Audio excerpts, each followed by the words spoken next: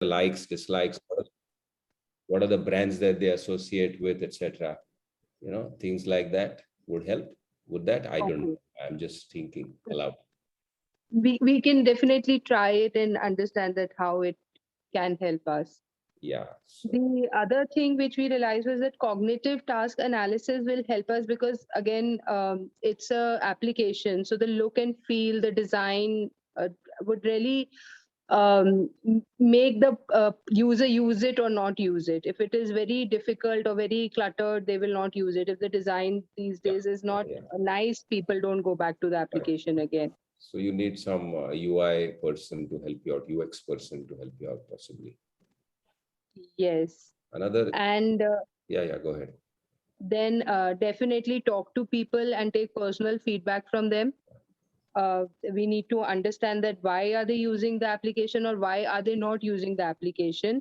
And in this, we want to interview the extreme users, people who are not at who have registered, but there is zero engagement or one or two tasks only are added in a day, and people who have whose engagement rate is very, very high. So what are the problems that they are facing with the application and what they would like to improve in the application? Even point number 8 will be useful, a day in the life of, since it's a task tracker. Would that be useful? Yes, we can. Yeah, so that was something that we were toiling with, but I think somewhere our biggest hesitation is we don't want to go back to the user again and again and ask. I think where we get confused is that how invasive should we be, right? We don't want to be too pushy as well. No, so agreed. We try to. Yeah, agreed. But you could go to new sets of users, different people whom you have not approached so far. I mean, they may not be users of your tool, but they could be just people from around you, similar target segment. You could choose to understand their lives because it's a task tracker, no? So what is it? It's about it's to do with the office environment or home environment? Basically it's a collaborative tool where you assign tasks to your teammates and they do this task. So it's like a Slack. Yeah, but it's a little more than a Slack, but a little less than a Trello. Understood. So it's somewhere in the middle because when we spoke to our I won't take too much of time, but when me and Neha work, we have an IT company of our own as well. We were struggling because our teams were not able to use Trello or Atlassian because they were just too complicated and they're more for collaboration. And then the other side of the spectrum was WhatsApp and Google Sheets, which I could use on a mobile device. So we actually then came up with our tool and we were using it. And then we got a lot of good feedback. And, like I said, and then it converted into a company and now it's a product. Right. So maybe you should explore not the same users, but some other people just to understand their flow of activity, a day in the life of. It might give you some insights. Yeah. Fair enough. All right. Anything else from anyone? Anybody else would want to say something, want to share something? Good morning, sir. Anubhav this side from IIT. Yeah. So, sir, we are in the ideation stage for now. And yesterday also we have told, we have discussed our product is hyperlocal marketplace. Yeah. It's like creating an online platform wherein people can sell their products, like local business owners, they can sell their products and it can be delivered in 30 to 40 minutes or an hour. So that is the USP of our product. So before building up, we build a prototype. Before finalizing that prototype and starting the development, we need to have the survey of our product. Yeah. From the local market because Dharamshala is not a very developed town. So firstly, people need to be educated. We are creating a platform for them, right? So for creating the survey, I suppose we need to the questions we need to form is we can form from these steps which you shared, right? Can you all give me, sorry to interrupt, can you just give me about 10 minutes, please? Is that okay?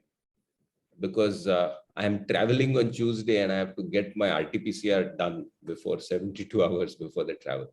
So just that fellow has come to collect the sample. It'll take me 5 to 10 minutes. Is that fine? Sure. Sure, right? sir. Sure, sir. Yeah. So I will. Sorry, Anubhav. We'll just continue. Huh? Sure, sir. Sure, sir. Sure. Had given me an appointment and he's landed up. I had called him about 9:15, but he's come late. Okay, just give me 10 minutes. Sure.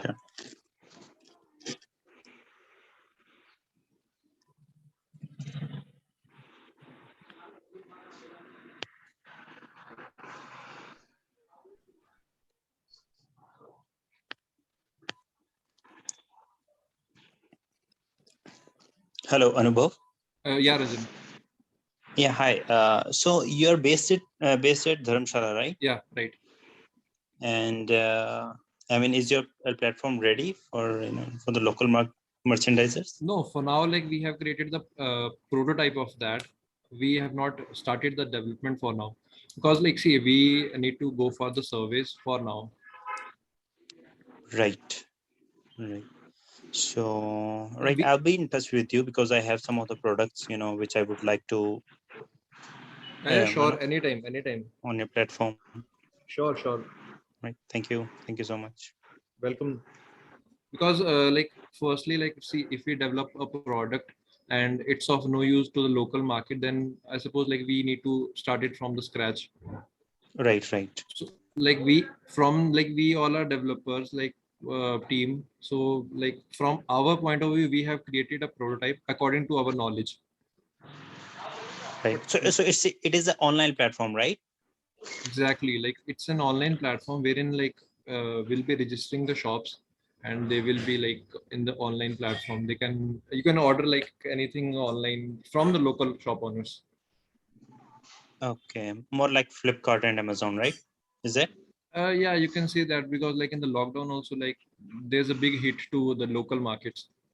Yes. Yes. We do. Like, we ourselves also, like, if we need to buy a small thing also, we go to Flipkart and Amazon and Snapdeal.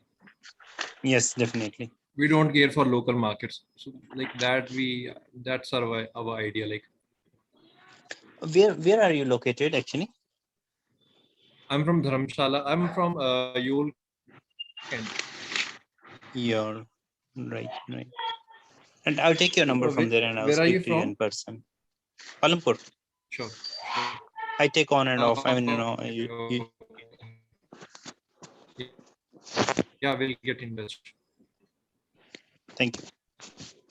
Sorry to interrupt you, but I think we can do this theme with every state, na? This is for Anubhav, right? Yep. No, you. Yes, definitely. I'm sorry, I didn't get you, sir. I mean, yourself? Yeah, my name is Swapnil. Yes, Swapnil. Yeah.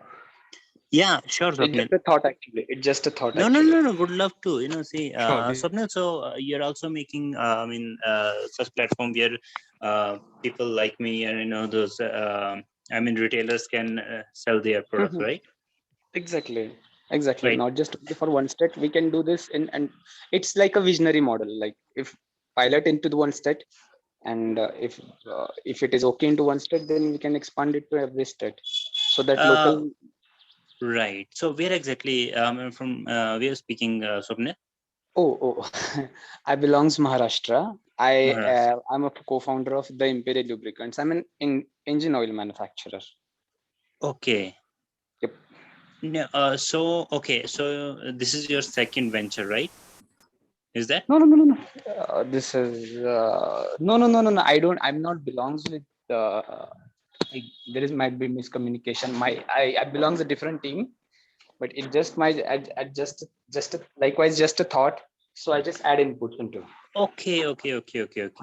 Yes, Yes. actually. So we have to actually figure out, who are doing, these services. See, there, Amazon and Flipkart are already there, but they are charging, a huge cut. Yeah, Okay. even I am selling on Amazon and Flipkart. I spend almost 35% plus to them. Yes. So it's actually huge.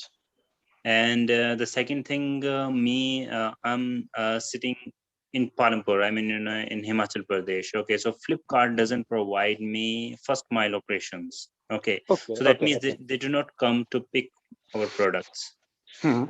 So that is the thing. We do have their last mile operation, but we do not have their the first mile operation. So sometimes we feel that it is better to have your own website or have your own e-marketplace. But for a person or two, it's a big hassle. So if a team can do it, another like Anubhav or some other people.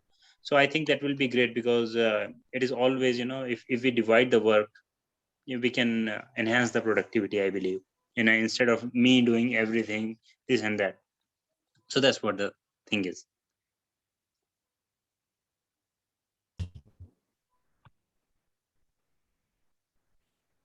Hello. Yeah. Is there? So really, Swapnil, thank you so very much. I really appreciate that. I do have to look, who are there, local upcoming startups. So definitely we are also startup, and probably people can collaborate in this way. The new startup, I think we can have a good deal in this way. Yeah, sure.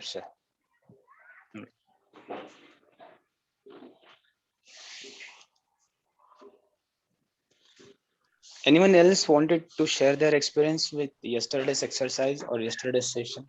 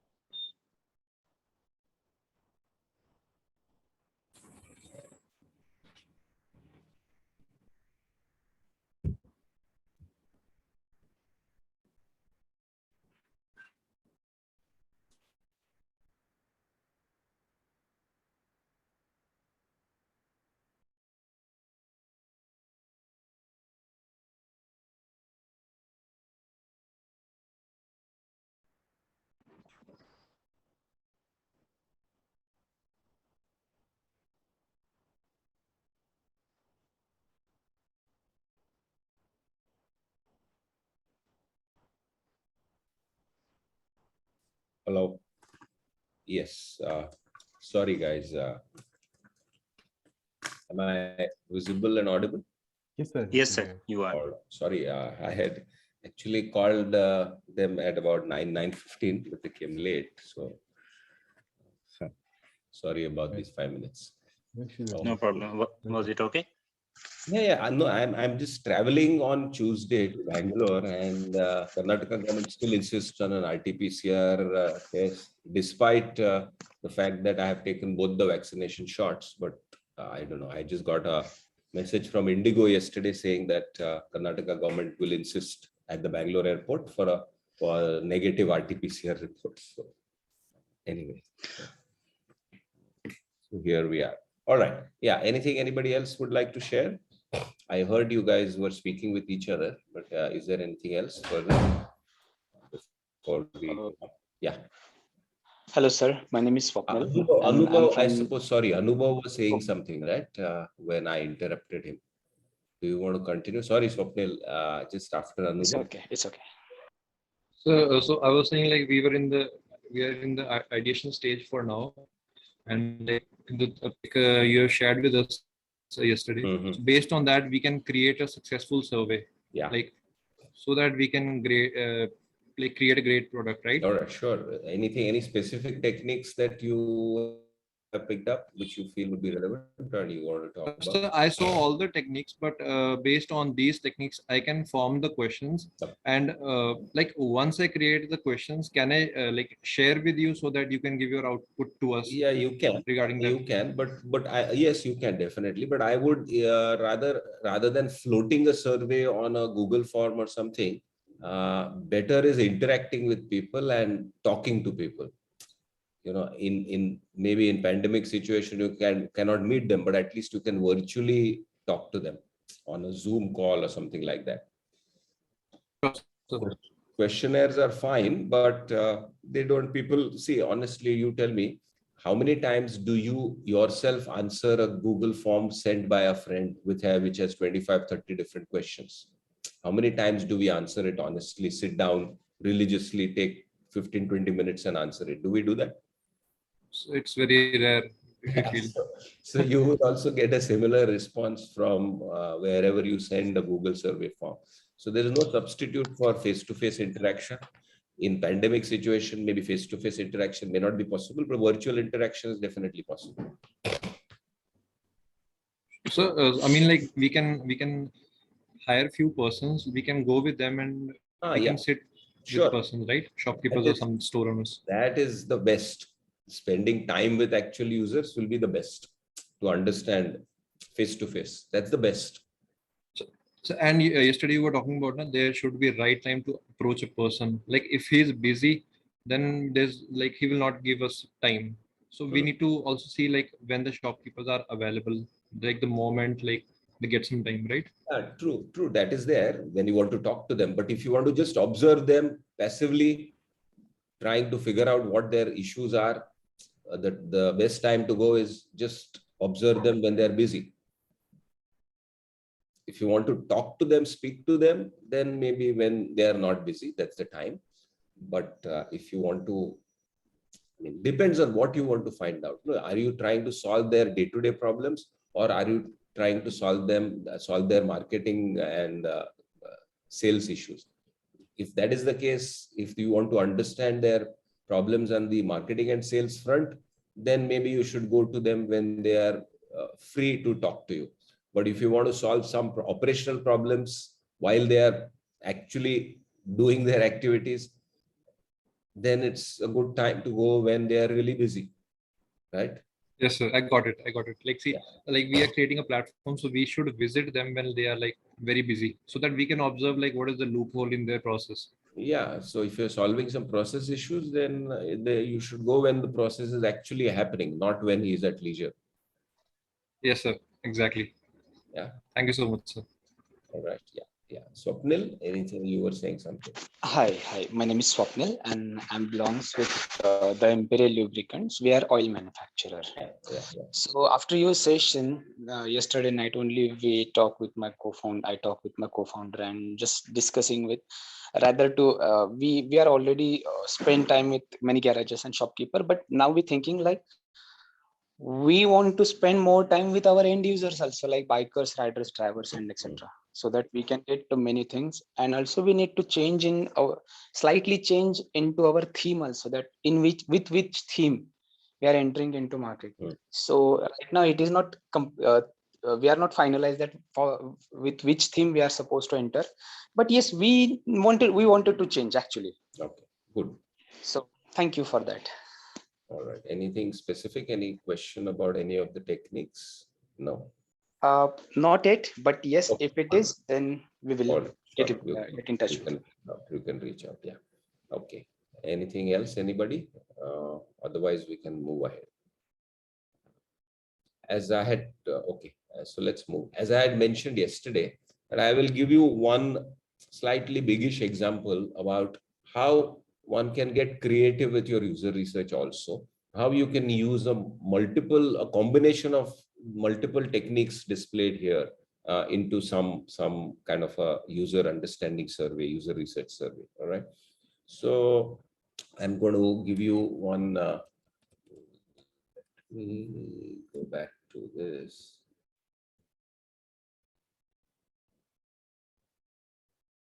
All right.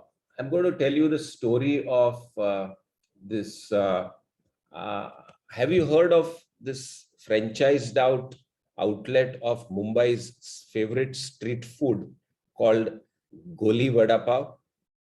Vada Pav is Mumbai's favorite street food. Yes, are you aware of that? Yes, sir. All right.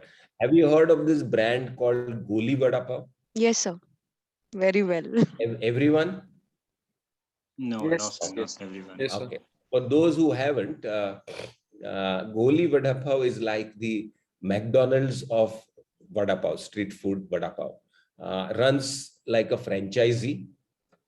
Today he is present across, I think, 50 different cities and towns in the country, has about 350 outlets, has a turnover of around 48 crores or something like that.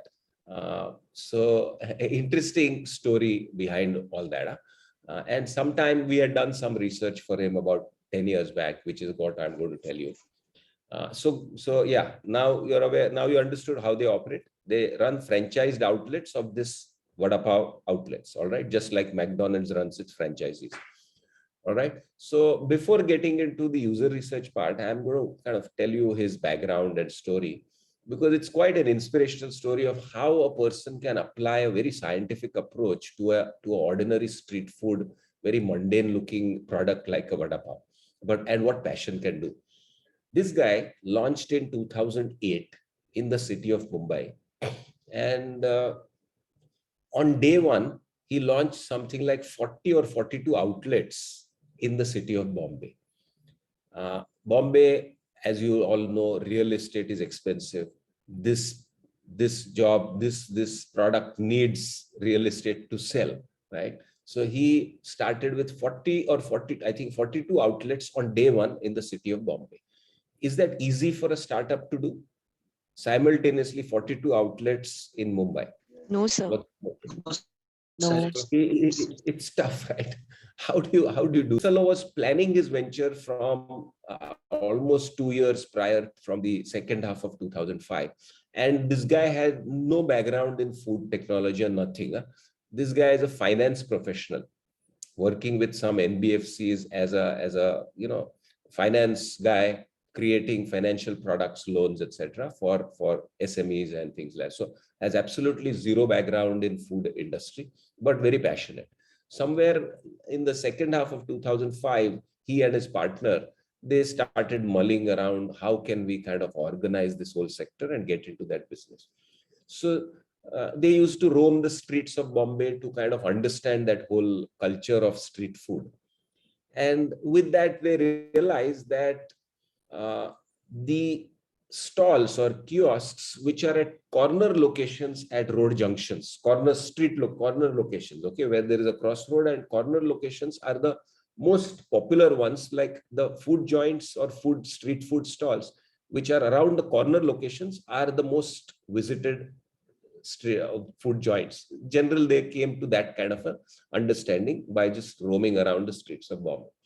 Then they said, we also must have our outlets at corner locations, all right, or close to the corner, all right. So then they started exploring real estate. Then they realized that corner locations are more expensive than these adjoining locations on streets, right? Yes, would you agree with that? Yes, sir. Shops corners are more expensive than the adjoining stores, all right? Yes, sir. So then they said, "Ye to mehenga padega." Then they kept on, this Goli Vada Pav owner, very interesting guy, kept on looking around, and then he just figured out that in Mumbai there is this milk distribution cooperative by the name Arey Colony, Arey Milk Colony, AAREY. Have you heard of this name? Milk Distribution Cooperative? No, sir. Maharashtra Yes, government. yes, it's in Maharashtra. Yes. Yeah, it's by the state government, Arey Milk Colony.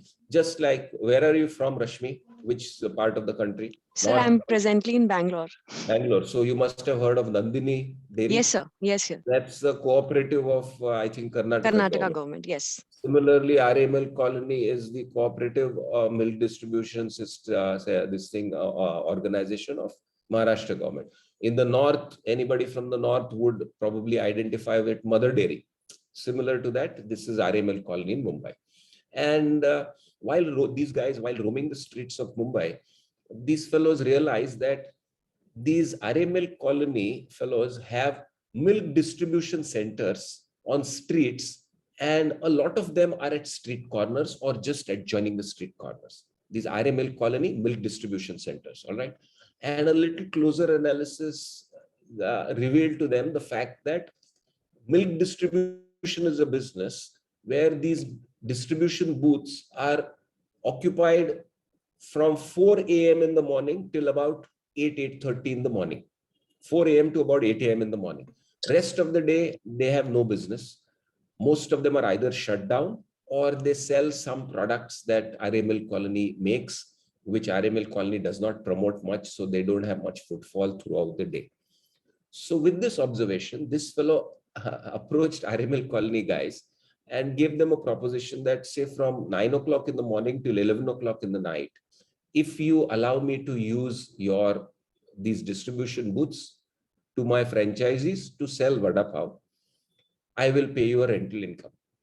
Now, RML Colony was not generating any revenue from 8 a.m. in the morning till 4 a.m. next morning. So this was a win-win proposition. Took him about 6-7 months to go up the bureaucracy and get this deal signed. Now, with this, he was able to access 42 outlets on the streets of Mumbai, mostly at corner or near to the corner locations. Smart chap, low-cost real estate available. RML Colony got revenue, so it's a win-win situation. And he was able to, with this kind of a strategy, 42 outlets on day one. Fantastic strategy, right? Now, what happened was he started in 2008 with a big bang launch, started doing quite well in the beginning, captured a lot of attention. He was a savvy guy, marketed it also very well.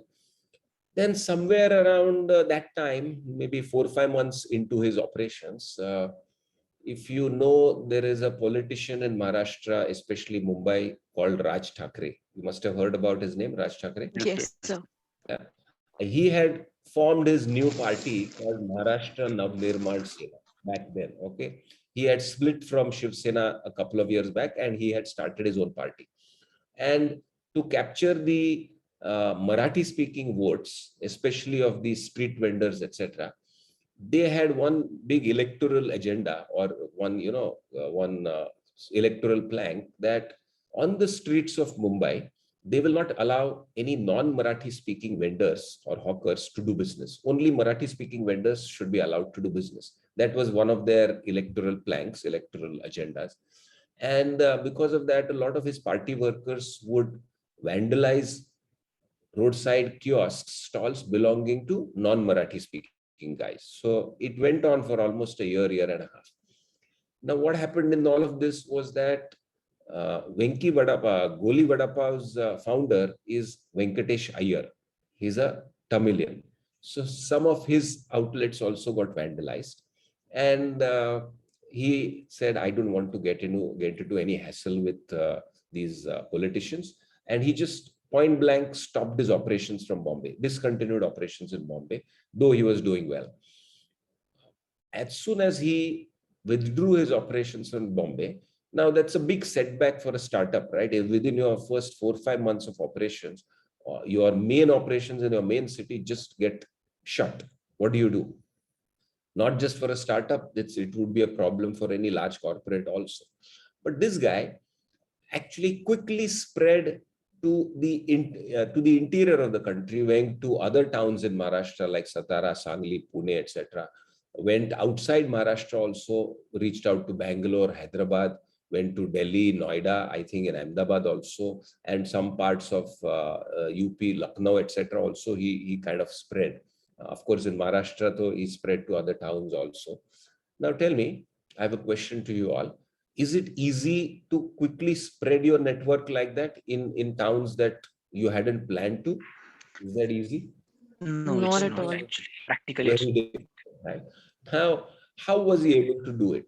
Now look at the planning that this guy had done in the previous 2 years when he was planning his venture, 2.5 years that he was planning his venture. He had studied the McDonald's model very thoroughly and had realized that McDonald's doesn't cook everything at the outlet, at the franchising. A lot of stuff comes pre-cooked from a fully automated kitchen of McDonald's, which is located about 40 to 50 kilometers from the city of Mumbai, in a place around something called Kalyan, Badlapur region. They have a fully automated kitchen, which creates pre-cooked stuff, and then that pre-cooked stuff is transported to all McDonald's outlets across the country. Now, this fellow wanted to replicate something like that, but it was an expensive proposition, having a fully automated kitchen, etc. So he somehow got in through his network, got into some people at McDonald's, and it took him about 16 to 17 months to convince McDonald's to let him use their automated kitchen whenever it was idle, whenever it was empty, when their stuff was not happening.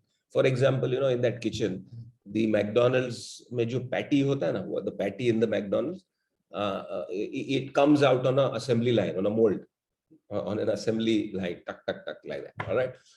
So this guy was able to crack a deal with McDonald's to let him use their automated kitchen when it was free. So anybody who has visited the Goli Vada Pav stall or any time in life, you must have noticed that his vadas are perfectly round in shape and slightly flat. Yes, sir. Have you guys noticed that? Yes, sir. That's because they come out from an assembly line, all right, from the same automated kitchen as McDonald's. Now, plus, when McDonald's transports this pre-cooked stuff to its outlets across the country, they use a cold chain managed by Blue Star, which is maintained at minus 32 degrees Celsius throughout the journey. So that means, stone hard pre-cooked stuff is transported. This guy cracked the deal with that also and was able to utilize that cold chain from that centralized kitchen also, because of which, despite shutting down operations in Mumbai overnight, he was able to scale up very fast across the country. Get it? So some interesting lessons from this chap, how one can kind of think of a very scientific approach even to an ordinary product like a vada pav, street food vada pav. All right. So this guy grew quite fast across the country, not in Bombay. From 2008 to 2011, he became quite popular on the startup circuits, like various Thai Summit or various seminars of startups, etc. This guy used to be called to speak. And in one of these events, I happened to hear him for about 20-30 minutes, and he told a little bit about his story, and I was really thoroughly impressed with whatever he spoke. And at that time, I was taking a course on entrepreneurship at one of the B schools in Mumbai. And I called him to give a talk to my students. There were some 30-odd students in that class. And I called him to give them a talk, a motivational talk about his experiences and things like that.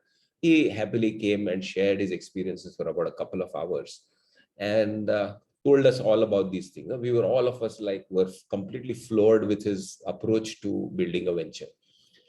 And after this, after that talk, I was sitting with him in the cafeteria in the college, sipping some tea or coffee or something like that. And he was opening up even more. Then he told me his plans also. Now, he told me that in the last 3 years, from 2008 to 2011, his supply chain, the model that he had created, is working like a well-oiled machine. All glitches have been kind of taken care of. And simultaneously, what had happened in the political scenario in Mumbai was that this Raj Thakre's party had not won any kind of electoral, they had not got any electoral gains, etc. So that Andolan of theirs against non-Marathi speaking vendors also had come down. So he said, now my model works like a proper well-oiled machine, supply chain, and this political upheaval has also subsided. Now I want to re-enter Mumbai with a big bang. So that was so he casually told me about all this. And then out of the blue, he asked me that when I'm coming back to Bombay, I will not come back only with just this vada pav at my stalls, but I will have a menu of other eatables and cold and drinks also along with this vada pav. So he said that what eatables I will stock along with the vada pav, I have kind of figured out in my mind. I have done some research and I have my menu ready. But what I'm not clear about is what kind of drinks, beverages should I stock at my stalls when I relaunch in Bombay? That's what I'm not clear about. And then he, out of the blue, he asked me, would you like to help me out in this research? I was so impressed with listening to this guy for the previous 2.5 hours. Without blinking my eyes, I just said, yes, I'll participate. And normally when these kinds of research projects come up in an academic environment, I throw it open to the students in that organization, in that school, in that college or school. So I sent a common email on the Google group of the students, out of the 30 or 33 students, describing this project and asking whoever is interested in. 11 kids signed up. So we said, okay, chalo, let's do it. By the time all this happened, the group was formalized and things like that. Kids' exams came in the middle, and it was somewhere towards the end of April that the students were free, and we were to launch it. Now, April 2012, we started thinking about what to do. Initially, the usual techniques started coming up. If you remember back then, SurveyMonkey had just been launched in India. So some of the students said, let us float a survey using the SurveyMonkey tool online, and we'll capture multiple hundreds of thousands of responses and asking people what would they like to drink along with a hot and spicy vada pav. Somebody said, let us do some questionnaires on the street sides of Mumbai and understand what people want to have, etc. Now, personally, I don't have a very good opinion about survey methods, because when you ask people to fill out questionnaires, people don't fill out honestly. People have certain biases. Even if you ask questions face to face, people sometimes, many a times I feel, don't respond honestly, because they want to say something that you would like, so there are a lot of biases that creep in. So I'm not a very big fan of these direct questioning methods and things like that. I would rather find out choices and preferences in an indirect manner. So we were thinking, brainstorming what to do, etc., etc. Then after about 7-8 days of thinking, brainstorming, we came up with a nice idea. We went to this Venkatesh Iyer, Venki, saying that, Abhi, tu launch kar raha hai in Bombay, you want to launch it in a big bang, so you want to generate awareness also.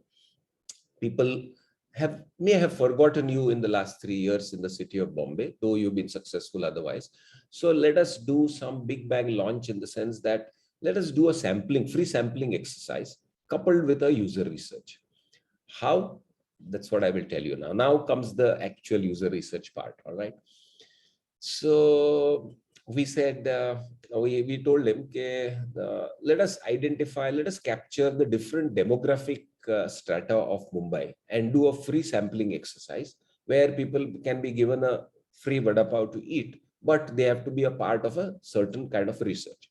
So we identified 3 locations in Mumbai at different locations across the city of Mumbai to capture the different demographics of the city.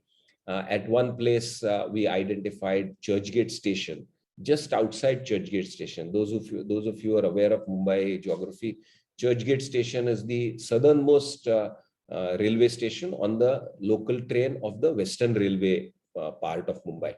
And that is tip of South Bombay. At that time, it was quite a commercial hub, way about 10, 11 years back. So we wanted to capture the office-going crowd. Another location we chose was on the western suburbs in the the northern part of Mumbai. There is a suburb called Andheri, and we chose the western side of that station because there are a lot of colleges there. At any point in time, there are 25,000-30,000 students floating around in that region. You must have heard of this NMIMS, SVKM NMIMS Trust. They have some 15-20 colleges there.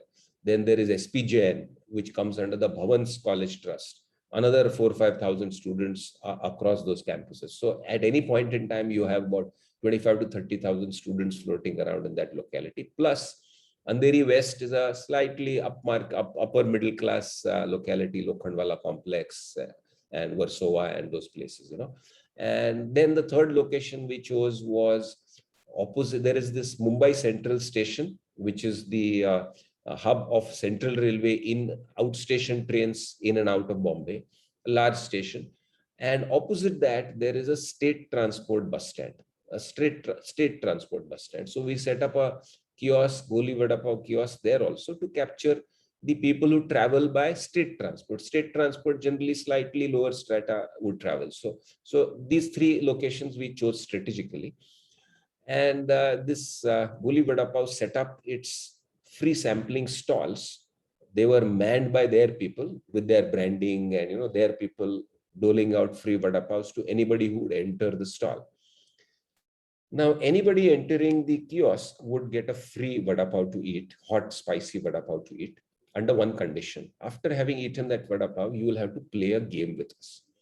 So we had divided the kiosk into two halves.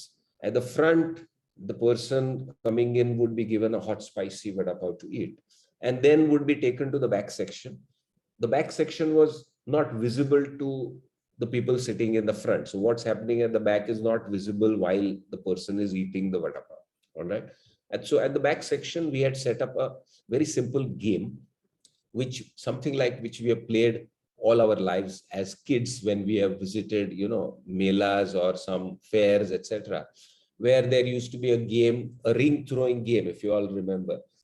There used to be multiple objects kept in front of us, and you would be given maybe a set of 5 rings, and you could throw those rings on any object that you would want. And if your ring fell exactly around the object, you would get that object as a prize, right? All of us have played this game. True? Yes. Yes. Right? Yes, sir. Yeah. So now what we did here was we simulated that game, but with 11 different types of drinks.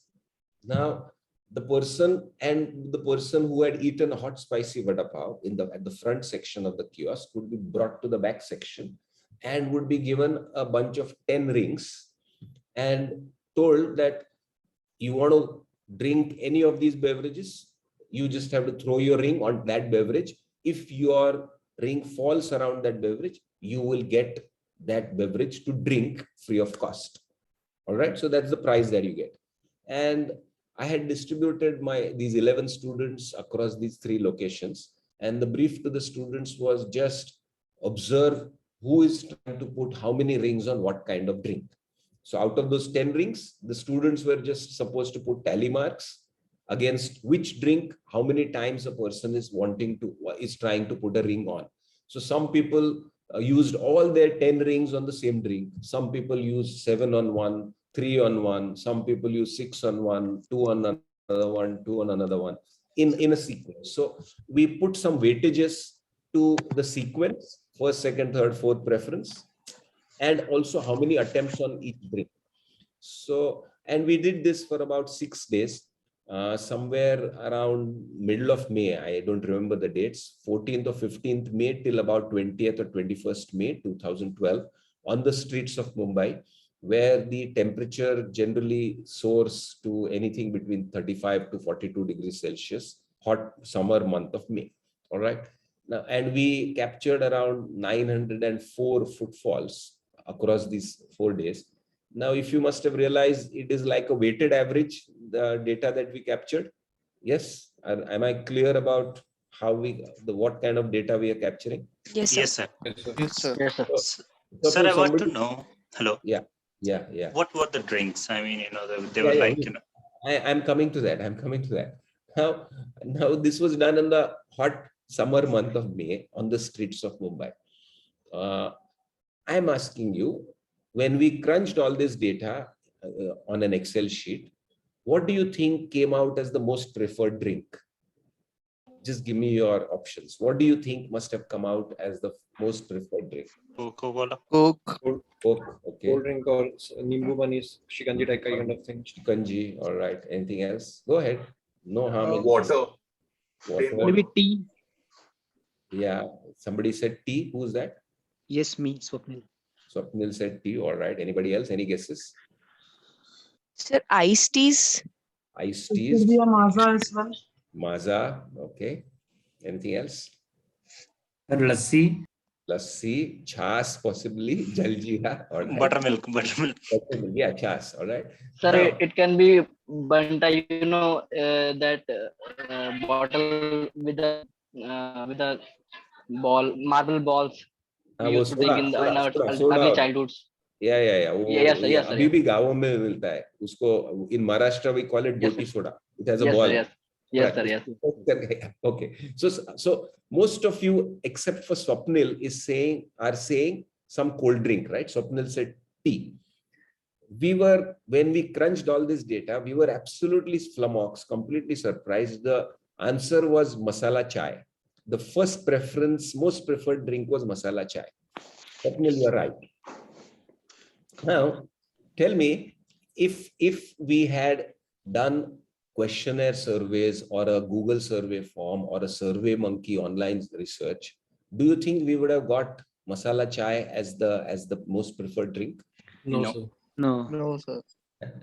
But then masala chai actually is the most preferred drink because we have simulated a similar situation, real-time situation.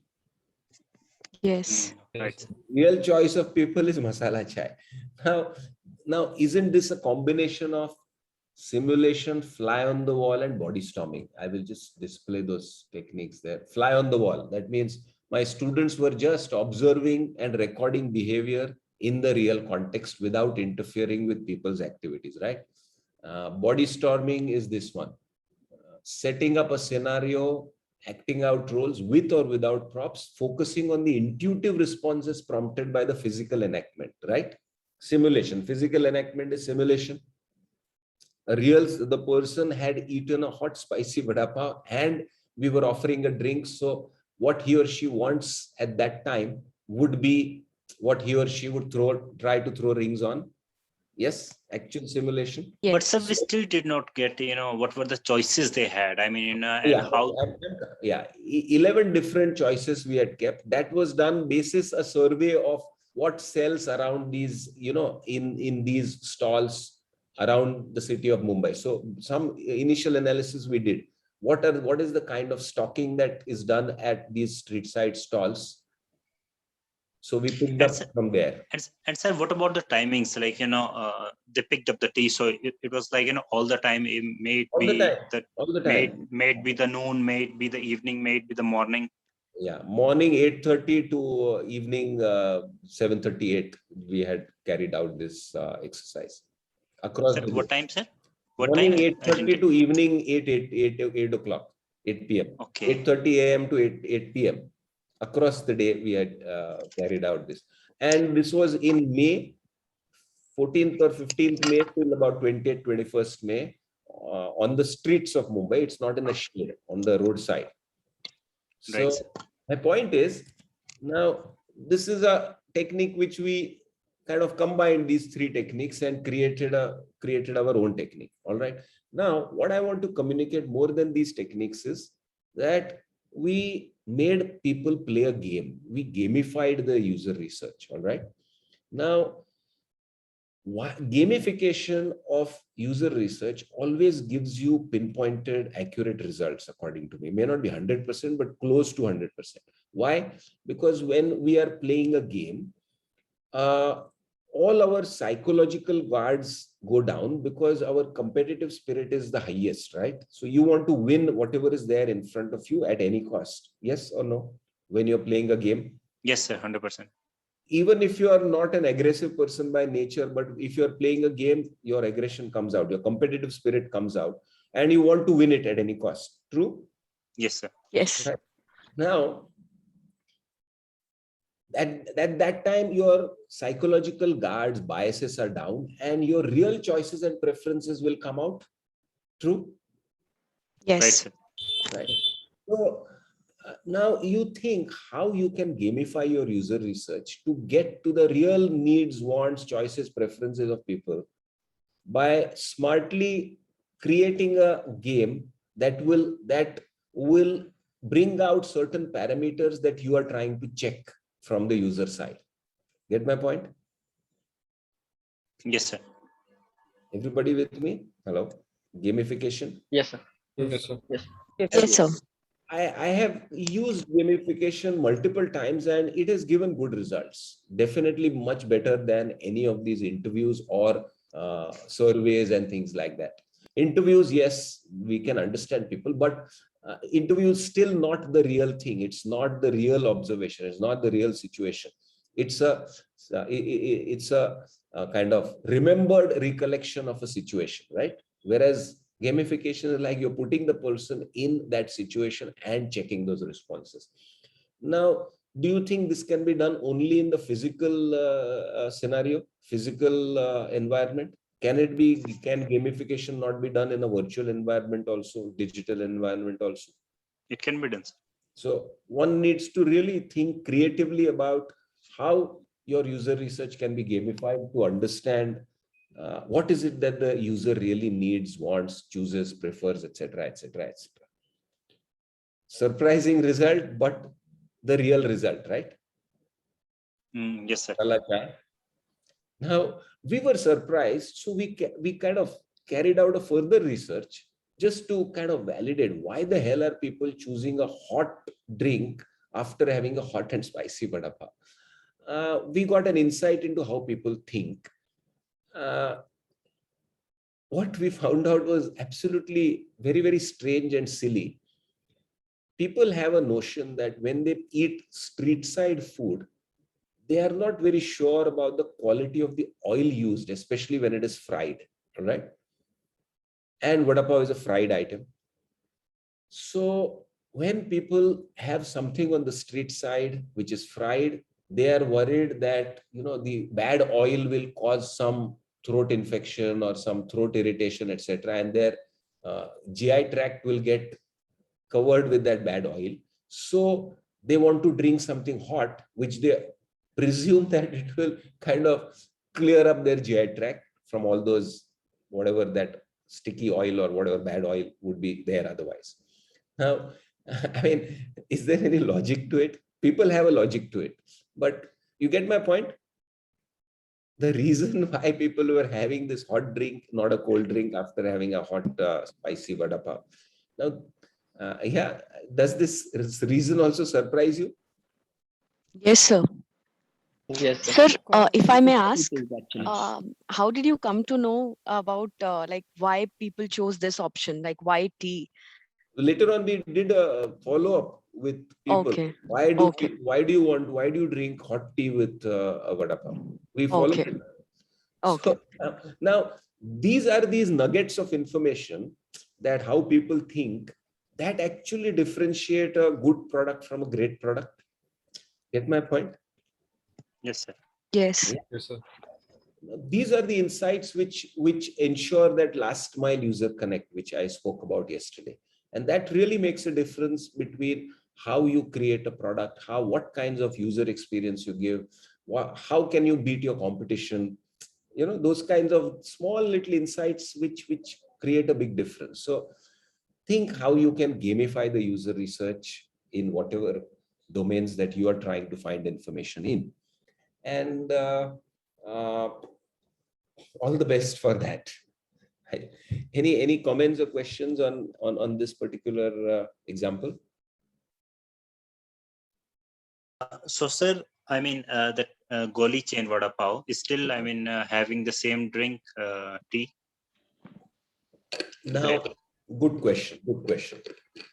Now, this result came out in the city of Bombay. Can the same result be applied to Delhi? No, I don't think so. This activity needs to be repeated in Delhi. Maybe Delhi Shikanji might come out as the most preferred drink, or Kalakatta might come out as the most preferred drink. In Mumbai and Maharashtra, people prefer tea. I don't know what would. So applying that, finding blanketly across your geographies, you might be making a mistake. So user research has to be topical, has to be contextual. Yes, Rajesh? Yes, sir. Yes, sir. Yes.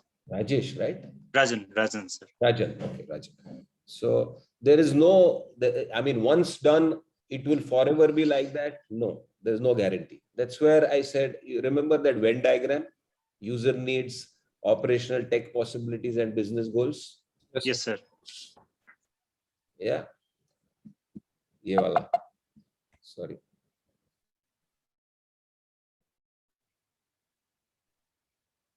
This one.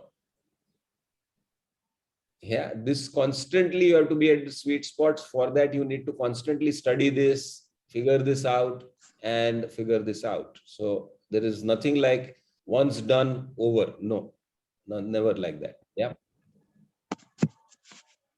Yes, sir. So, sir, before doing any survey, I think before doing this BTL activity, we have to do a survey that, what sells in local, because we see it in Hyderabad as well. People take a lot of tea because there are many businesses, and in Mumbai as well, they drink a lot of tea. Every vendor, and especially, yes, in a nutshell, we can say So people there. yeah, this technique of gamifying user research can be used even in B2B enterprise settings also. It's not just when you are trying to understand requirements in a B2C environment. Think how creatively you can kind of figure this out. So I will leave you with this. Now, Thank you, sir. somebody wants to say something? All right. Let's go ahead. So my question, one question. Yes, okay. Yes. Sir, just wanted to know now what are the results? I mean, Goli Vada Pav still provides or serve the masala chai with Yes. Yes. At least in their outlets in Maharashtra, they do, I think. Now they are almost in, they have 350 outlets in 50 different cities. Just about 3-4 months back, I remembered something. I read something. And the turnover is close to 50 crores. And I think they have raised some 3 or 4 rounds of funding in the last 10 years. Yeah. All right, shall we move on? Okay, Yes, sir. One more question, last question. Yeah. Sir, while you are prepared for 11 kinds of drinks, so how you choose masala chai also into, because there is a chai, but also you prefer to give them masala chai also, or people ask for chai and masala chai. So yeah, but generally on the streets of Mumbai, masala chai, there are these, tea stalls here and there. Masala chai is the more preferred one. Maharashtrians, Gujaratis, you will notice they'll use a lot of that masala powder in their. Yes. So we just chose. We just happened to choose it. We could also maybe have kept tea, but out of those 11, if we keep 2 teas, first of all, it looks the same, right? Masala chai and chai, they look the same in a glass. yes, Right? So we would have had to put a label there or something like that. And I don't think putting a label from that distance would be visible and may not have made a difference as such. So plus, then we are left with only 9 other drinks. So some calls you will have to take when you do. You can't have the cake and eat it too also. If you give too many choices, if you give 20 choices, you're confusing the person also. Correct? Right, sir. So some pre-analysis needs to be done. In fact, we didn't set up the game just like that. Setting up a game, you need to understand some principles of gaming. So all of us, the 11 students and myself, for about 8-10 days, we read up about some principles of gaming. How are games set up? So there are some principles like equal opportunity. There has to be an equal chance. So that's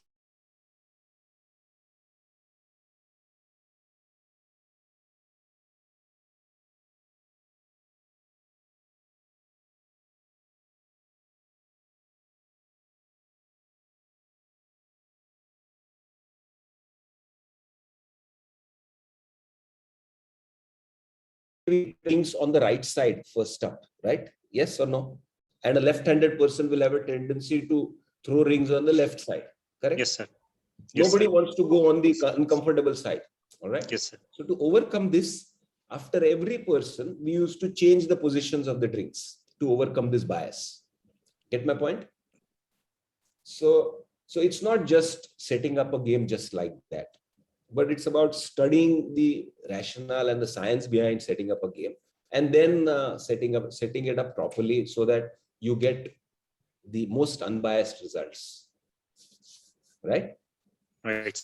Right. So it's not just overnight you think of an idea and launch it the next day. No, it doesn't happen like that.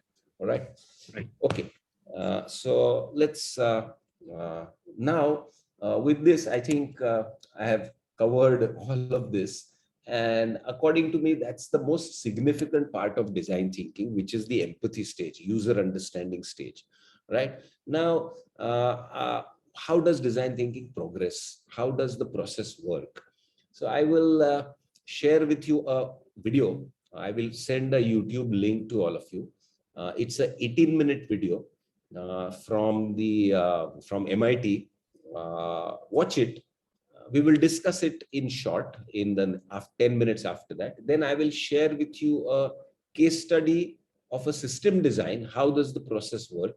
So this video is of a pure hardcore product design. And the second case I will discuss with you for about 30-35 minutes is a system design case.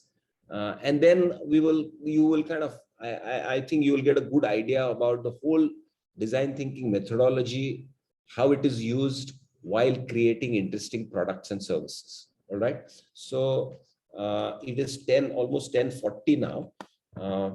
You can couple your break also. It's an 18-minute video. So maybe we can come back after 25 minutes. You can have your tea, coffee also, 5-7 minutes extra, or while you watch the video also, you can watch it. So shall we take a 25-minute this thing? So at Yes, what sir. time? So couple, 11:15, sir. Should we meet? yeah. 11:15 would be, yeah.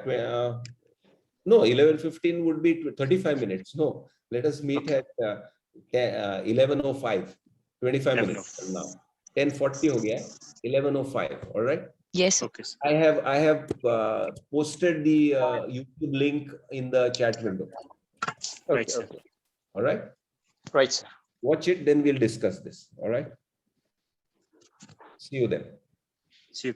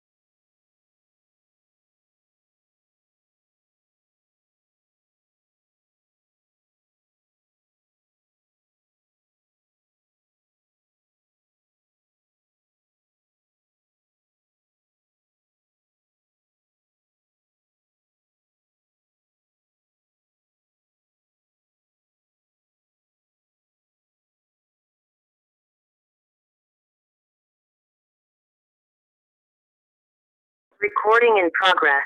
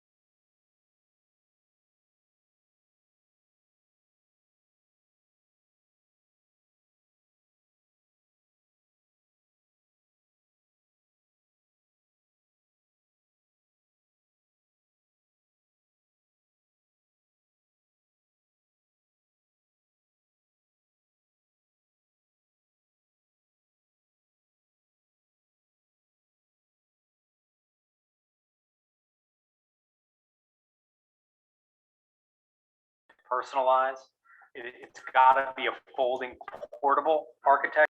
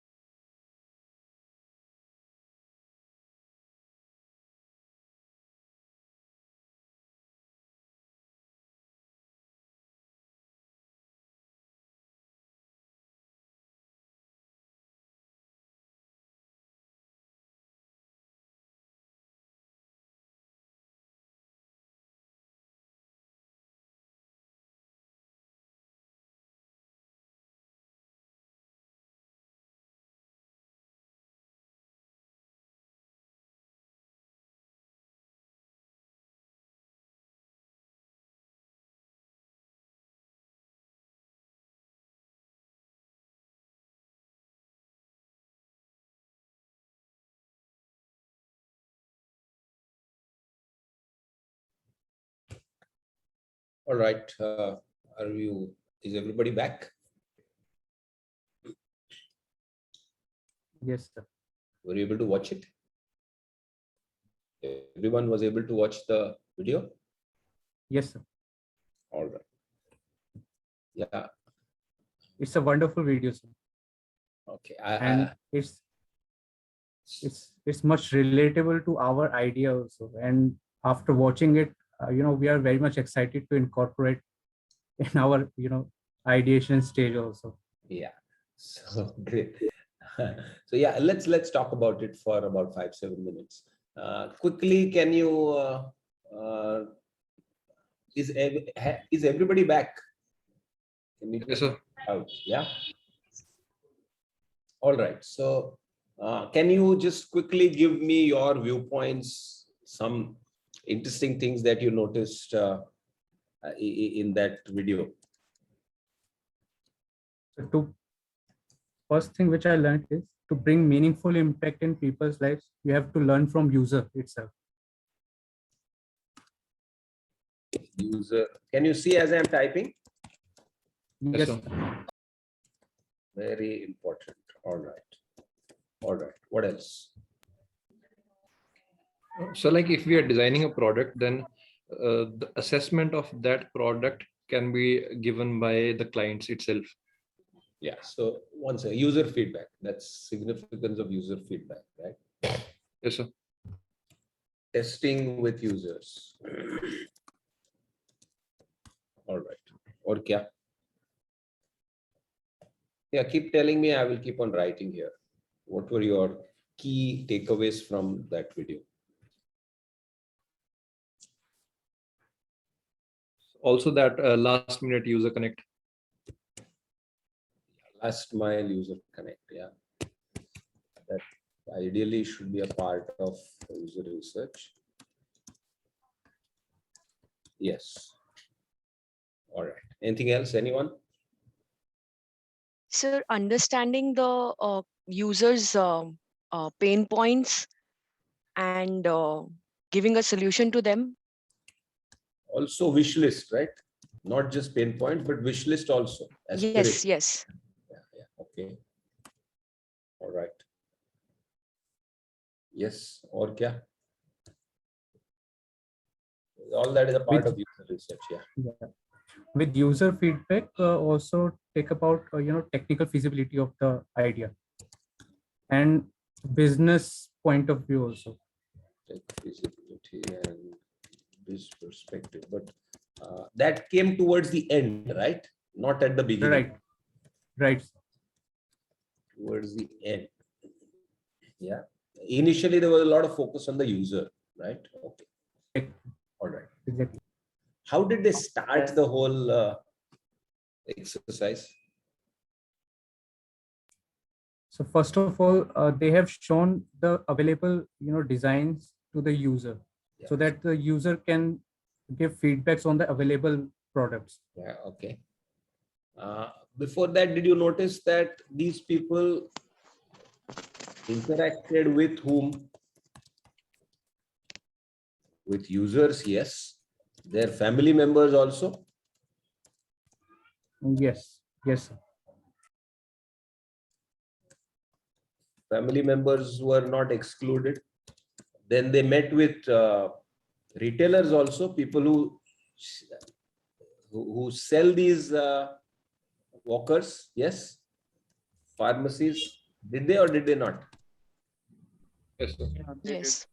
Yeah. Doctors, therapists also. Best online options available for these workers. Yeah. Did they meet these people or no to get their viewpoints? Yeah, they did. Can you relate it with some exercise that we did yesterday? Yes, sir. Which one? So first of all, keeping you in their shoes.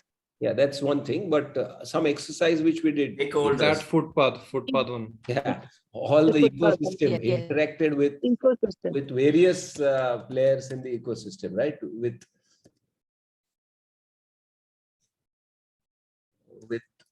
various players in the ecosystem, and that gave them a good understanding, right, of what is happening. Yes, multiple perspectives help or no? Yes, sir. Absolutely. If they had not interacted with the family members, the aspect about ease of transportation, folding it and keeping it in the vehicle, maybe that may not have come. From the retailers, a lot of what people want, what people don't want, etc., came out right at the beginning. Retailers told, right, what kind of models people choose, what kind of functionalities people like, what kinds of functionalities people don't want, etc., etc., etc. And from the user side, all that mobility, stability, it should be, it also ended up looking like a fashionable walker later on, right? The final prototype, correct? Yes, sir. So was there a process that they followed? Was there a process for making innovation happen, so to say? Was there a process? Did they follow a process? Yes, correct. Yes. Initially, they brainstormed among themselves, and that group was also quite multidisciplinary. There were people from different backgrounds, correct? In the beginning. Yes, so that's important, getting different perspectives at the beginning. Then they did a lot of user research. Yes, sir. Some new themes came up. And then when they prototyped also, they didn't prototype just randomly. If you noticed, small groups were made to create prototypes, and each group was given one specific theme to create a prototype on. And then from those 3-4 prototypes, the best qualities were picked up to formulate a final prototype, right? So there was a method to the prototyping also. It is not just random prototyping. So yeah. So, sir, it comes with a question as well that to make such kind of designs or the good designs, we need a good team as well. Yes, and it is up to us to train the team, right? Yes, but we first at first hand we should have that knowledge, like say design, say if we are from engineering background, then we might not be apt with designing skills, and if we are from design background, that we might not be apt with engineering skills, and then figuring out these people will be a task.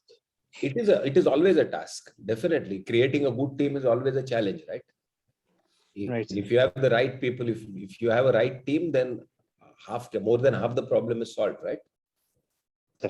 So yes, that's also a challenge that as an entrepreneur we need to form good, sound, solid teams, right? The right talent is important, right? Yes, sir. So what else? What else did you notice? There was a lot of visual exchange was there, no? It was not just verbal exchange, but visually people were exchanging ideas and thoughts and things like that, right? That's important for people to see visually. Many photographs were there. Yeah, and a lot of sketching, modeling, etc. was done physically, so to say. Of course, it can be done in today's times. It could be done digitally also, but there was a lot of visual exchange, visual element was there. Right. Okay. What else? Anything else that kind of appealed to you, you noticed from that film? All right. Okay. So as far as those things are concerned, these are some interesting things. So, and there is a process, right? The user research was followed by correct problem definition. Then they went to ideation and then prototyping and testing. So what we talked about yesterday, Stanford Design School, first stage empathy, second stage define, third stage ideation, fourth stage prototyping, and fifth stage testing. So it's all happening in an iterative loop. This you must have noticed through this video. All right. Now, this video was all about a physical product. Do you think a similar process will work when you are trying to create a system or a service design, system design? Can this be used, the similar process? Hello? Yes or no? Yes, sir. I mean, yes, definitely. But yes, indeed, labor intensive. I mean, this needs a lot of hard work, and as in practical, this thing as well. Hard work, so there is no option, right? Is there any option to hard work? No, no. I mean, no, smart work actually. Hard work is in everyone is doing the hard work, but smart work is needed. Now, what I will share with you is a typical, an approach to create a system design. Now you saw a physical product design process. Now let us see if this whole thing applies to a system design also or not. All right. So let me share my screen. Is everybody there? Everybody seems to be quiet suddenly. Yes, sir, we are Sir. here. We're here. Yes, sir. Good. Okay. Otherwise, Sunday morning blues nahi hai na? No. No, It's sir. actually the best time. You have Sorry? nothing else. You can be completely focused. Okay. All right. All right. Now I'm going to share with you a similar process used for creating a system. Now, what you saw in the video was an existing product being upgraded.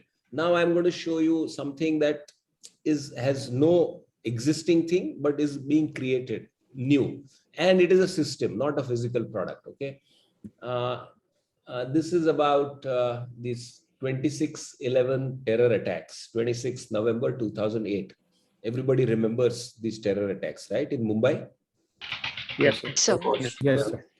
Mumbai attack. South Bombay was under heavy attack, all right, from a team of 10 terrorists. About 2.5 months later, sometime in January, standing committee was set up to understand what went wrong and try to come up with some solutions in case some situation like that happens again. So this committee was formed by the Home Department, Home Ministry, State and Central Home Ministry, and I happened to be a part of that committee. We were 13 of us charged with trying to understand what went wrong, try meeting all stakeholders, understand what went wrong, and try to come up with some kind of solutions in case for disaster management. So it was also commissioned by this NDMC, National Disaster Management Council, which came up later on. First of all, the 13 of us came from diverse backgrounds. There were 2 senior traffic police guys in the committee. There were 2 doctors, head of the departments of public hospitals, which attended these victims during those 70 hours and afterwards. There were some people from the crime branch also, police department. There was the second in command of the SPG, Black Cat Commandos, who were in action at that time. Black Cat Commandos, yes, you know that. Remember SPG Commandos, who actually were instrumental in neutralizing these people at that time. So the second in command was also on the panel. So basically, we had a very diverse, cross-disciplinary, multidisciplinary panel to get into this.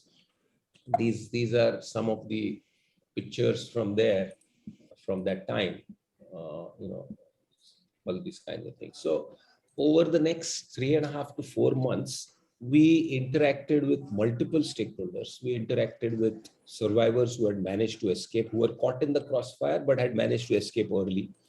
We interacted with relatives of victims who had lost their lives, as well as relatives of survivors. We interacted with security personnel who were on duty at that time. We interacted with ambulance drivers who had ferried victims from the sites to hospitals. We interacted with medical and paramedical staff who attended to those victims in those fateful 70 hours and later also post-trauma. We interacted with traffic constables who were on duty at that time, who were actually manning the streets of South Bombay and otherwise also.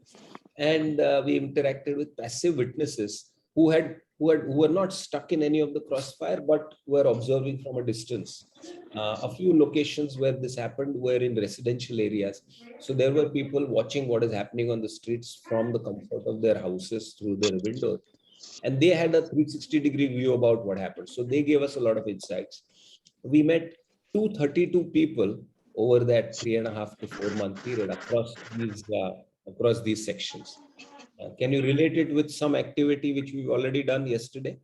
This particular, can you relate it with some activity that we did yesterday? Yes. What is that? The stakeholder mapping, yes. pavement exercise. Yes, sir. We interacted with all these stakeholders, and we had in-depth conversations with them. People told us about their experiences, what went wrong, what could have possibly been done, all those kinds of things. People narrated their experience and gave us a lot of observations and insights in the whole thing.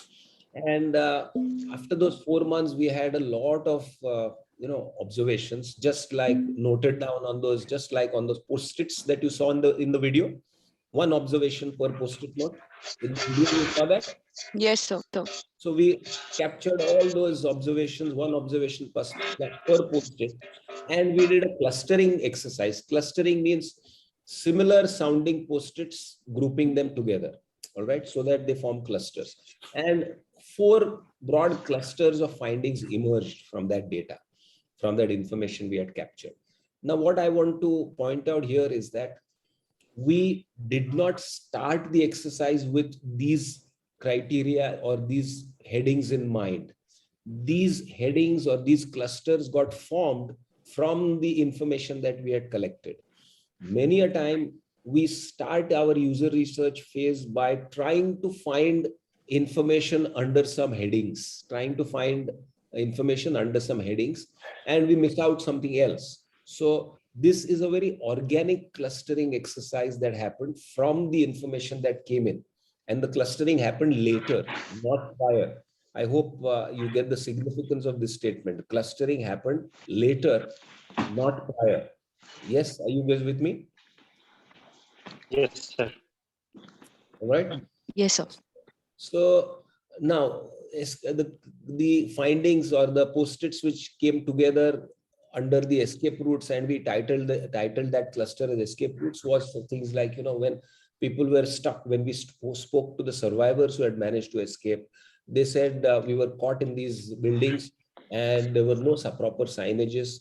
We could not find directions to emergency exits or directions to refuge areas where we could have hidden or we could have exited from emergency exits, etc. So all that kind of stuff we clubbed under these one cluster and called it escape routes. In fact, even when we met some of the security guards who were on duty during that time, we noticed something really, really strange, that even at establishments like Taj and Trident hotels, some of the security guards did not know where the emergency exits were, where the refuge areas were. And on a little closer probing, we realized that the security guards who did not know were not employees of these hotels. They were not permanent security guards at these hotels. They were outsourced guards from these security agencies. Like you must have noticed that from the mid-90s or so, security has become an outsourced service. For example, these companies like Trig Security and Grip Security and Autocop Security, etc. They provide security guards to establishments on contract basis or on rotational basis. So those guards who were on rotational basis from these outsourced agencies did not know the internal details or intricacies of the building, so we're not able to direct victims to those locations and we're not able to hide. Now, on closer examination, we figured out that when these agencies, outsourced agencies, give security guards to these establishments, there is a protocol from the security agencies that the same guard will not stay in the same location for more than 2.5 to 3 months. From their side, this protocol makes sense because they don't want security guards to get too familiarized with the inmates of that building, because laxity happens when people become too familiarized with each other. So they keep on rotating from place to place about every 2.5 to 3 months. And they are in these 2.5, 3 months, they are not really trained about the location. Plus, they themselves don't have much of an inclination because they have a feeling that after 3 months anyway, I'm going to move. So why the hell get myself to, why should I take the effort to understand that side? So these are issues which actually became a problem at this time. And all these findings, we gave it a title, escape routes. Second one, quick response from security personnel. All this firing, etc., started at about 7:45 in the evening at a location called, it's a cafe, Leopold Cafe, and simultaneously it started at Mumbai's busiest train terminus, the CST terminus. In the evening, it's really, really busy. The shooting started there and quickly spread to other places also. And this simultaneously from 7-8 places, these reports were coming in that firing, etc. is happening. Mumbai police was caught quite napping because they did not have intelligence reports to be prepared in advance. So initially their response was quite knee-jerk in the sense that, some incidents are happening here and there, and there were some small group of policemen were being sent there to kind of to quell those things. In fact, reports on news channels were also coming about 8:30 onwards. Reports from on the news channels also started coming. In fact, I remember on one Hindi channel, the anchor was reporting that दक्षिण मुंबई में गोलीबारी की छुटपुट घटनाएं घट रही है. Now, chutput ghatnae means stray incidents of firing are happening. So the response of the police also was kind of, not a full-scale response. It was as if like some normal, some rioting on arson is happening. It'll send some police and quell those rioters and end of story. Whereas these terrorists who had split themselves across all these locations were armed to the teeth. They were armed with AK-47s and AK-56s. In fact, if you remember back then, the Mumbai ATS, Mumbai Police Anti-Terrorist Squad, all 3 top officials went to the same location in one jeep, thinking that these are some minor instances and we will be able to handle it like we handle, encounter specialists, encounters of gangster killings and things like that.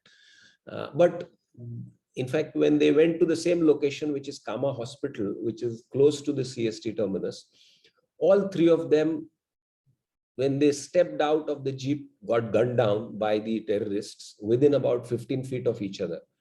We lost 3 top cops of the anti-terrorist squad because of lack of intelligence reports back then. So all these findings kind of clubbed under the quick response from security personnel. By the time the Mumbai police realized that this is not some ordinary thing happening, these are not ordinary incidents happening. This is a planned attack, combined attack by 10 terrorists acting simultaneously at different locations. Almost about 1.5 to 2 hours went by. So by the time this citywide emergency was kind of understood and declared, it was probably 9:45 or so.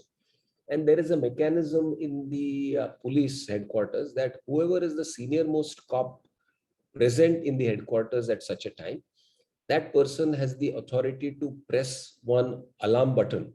And once that alarm button is pressed, that means a citywide emergency is declared.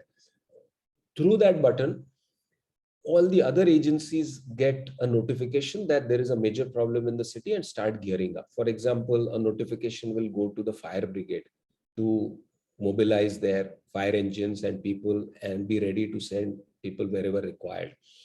That notification goes to the water department of the municipality, goes to all the other police stations also to mobilize their police force and get ready for action. That notification also alerts the public sector hospitals. Please start gearing up your in-house staff and start sending ambulances at whatever locations. Now, this button got pressed at about 9:45 or so. And the immediate response of the traffic police to such an emergency is to cordon off the areas where the action is happening, because they want to restrict the terrorists to specific locations. So they want to reduce the area of action. In order to do this, they start barricading roads, they start putting roadblocks, they start converting 2 ways into 1 ways, etc. Because of which huge traffic jams occurred in that region in South Bombay. Now, the ambulances which started off from these hospitals to reach these locations also encountered these traffic jams. And when we interacted with these ambulance drivers, some of them said that a normal distance of about 20-25 minutes took them about 1 to 1.5 hours on that day, which means ambulances could reach these locations only around 11:30, 12 o'clock. And what had happened was, by then, in the 4 hours, intervening 3.5 to 4 hours, these terrorists had started taking good enough control of the locations that they had anchored themselves into.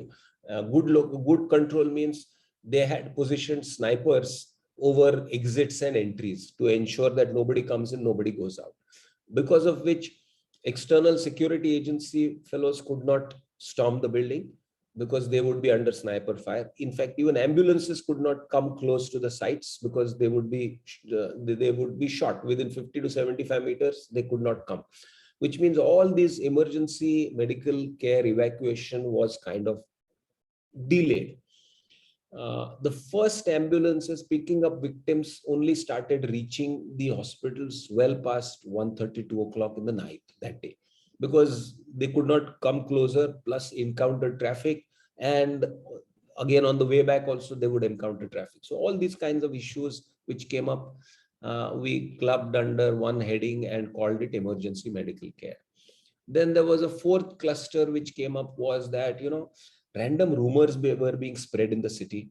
How these TV anchors act at such times, aka Rajdeep Sardesai or Barkha Dutt or Arnab Goswami, etc. These guys also start talking about their perception as if it is a reality. Panic spreads among citizens. Random rumors start getting spread. And to stop such rumors, Mumbai police instructed all mobile service networks to jam their networks because random rumors were getting spread. In fact, we, in these 232 people that we met 5 families which had sat in their cars and had escaped from the northern side of Bombay, because there was a rumor being spread that now in the next few minutes, Pakistani Air Force is on its way to do carpet bombing of entire South Bombay. So there was total panic around that region, and 5 families had sat in their cars and escaped from the northern side of Mumbai. So to stop these rumors, Mumbai police kind of, instructed the mobile service networks to be jammed. Now, when we met the relatives of the victims or relatives of the survivors, they gave a very different story. They said, we got a call from our relative who was stuck in the crossfire, maybe at around 8:15, 8:30 in the night, saying, I'm stuck here, I am hiding under a table, or I am hiding behind a sofa, bullets are flying around, and there's a lot of risk, I'm stuck here. Now, after the mobile networks were jammed, there was absolutely no news for the families at home who knew that some of their family member is stuck somewhere. Now, complete radio silence. Now, imagine if you are one of the family members at home and one of your family members is stuck somewhere in this dangerous situation. You get one phone call and then there is completely radio silence because of the networks being jammed. What is your condition going to be sitting at home? An idle mind is a kind of a devil's workshop. So total panic, word of mouth rumors were getting spread randomly across the city. So all these findings we clubbed together and called the category as rumors in the city. Can you relate this clustering with what you saw in the video? In the video that we saw some time back? What stage is this? After the user research, those guys formulated some themes, no? Stability, mobility. Hello? Yes, sir. Ease of handling, all of those kinds of things. So that's Yes, the clustering exercise. I hope I want you to correlate it with what you saw and what you're hearing now. All right. Okay. Now, ideally, we should take up all these themes to formulate the solutions, which we did at that time. But right now, because we don't have the time, I'm going to pick up only one theme and demonstrate how we went about creating good ideas and solutions to make all that happen. So I'm going to pick up emergency medical care as the theme. So how can we improve emergency medical care during such situations? This is what I'm going to tackle in the next 15 minutes. Now, all those findings under this category of emergency medical care helped us create a design brief. Design brief is a set of criteria that my final solution must meet. So criteria number one, ambulance carrying the injured should not encounter traffic. Remember, those ambulance drivers whom we interacted with said that a distance of 20-25 minutes took us about 1.5 hours on that particular day. So whatever solution we give, we must ensure that the ambulance carrying the injured should not encounter traffic. All right. Next, no hospital should refuse admission. Some of the ambulance drivers told us that when they were carrying victims from these sites to hospitals, the hospitals were getting victims from multiple locations, right? This happened actually at 10 locations. Two of the locations were like just one time thing, but the remaining 7-8 locations, there was continuous victims firing, etc. happening. So victims were coming from 7-8 locations to hospitals. And a few ambulance drivers told us that we took our ambulances with 7-8 victims in our ambulance, and we were told by the hospital that they can't take any more members. They have to go to another hospital because they were already full, operating beyond capacity. So that means the condition my solution must satisfy is no hospital should refuse admission. Next was the paramedical staff who was attending to these people in those 70 hours said that victims were coming in bleeding very profusely. They needed immediate blood transfusion. Doctors on our panel said that if the gunshot wounds are in the abdominal region, then the blood flow discharge is extremely high to the tune of probably 200 to 250 cc per minute. And if the human body loses more than 2.5 liters, 2.25 liters of blood, even if you reinfuse those 2.5 liters in the body, it is a irrecoverable case because organ failure has set in and difficult to to revive the patient. Now, which means this gives us a time window of say 200 cc per minute is the blood discharge. In how many minutes will 2 liters get discharged? 2000 cc divided by 200, 10 minutes, right? So we said that from gunshot wound to blood transfusion, all of this should happen within about maximum 25 to 30 minutes. That's the limit that we gave ourselves, which means there should be zero delay in blood group identification. Because what had happened was the paramedical staff who was attending at that time told us that victims were coming in from these ambulances, bleeding very profusely. We had to administer the right kind of blood group to those victims. So we would take a sample, go to the pathology lab, get the blood group tested, then give a requisition to the blood bank, get the blood and infuse it there. By which time all this process would take, after reaching the hospital, would take another about anything between 20 to 30 minutes. And they said in that time, maybe a lot of victims lost their lives because they could not be given blood infusion in time. So we said there should be zero delay in blood group identification. And the paramedical staff also mentioned that after having identified the blood group, some specific types of blood groups were not available in the blood banks in the hospital. So my solution must satisfy the criteria of no shortage of any blood group. All types of blood groups should be available, right? Then another thing which came from the findings was that all of this incident had started happening 7:45, 8 o'clock onwards. And by the time the victims had reached the hospital, it was well past midnight. In public sector hospitals, senior doctors go off duty at about 6:30 in the evening. Who's left for night duties? It is the resident doctors who are junior in nature and hence they are inexperienced. Similar thing for the nursing staff also. By virtue of their seniority, the senior nurses take day duties for themselves and leave the evening duties or night duties to junior nurses who are inexperienced.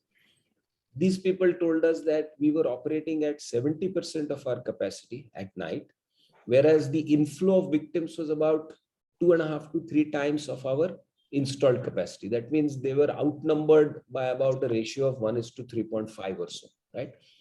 Now, are you with me on this thing called design brief? These criteria, what are these criteria?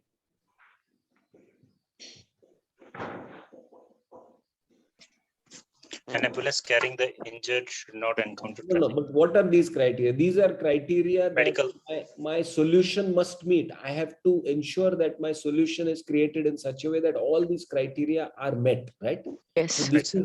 So this is a tight definition of the problems and what we should generate ideas for.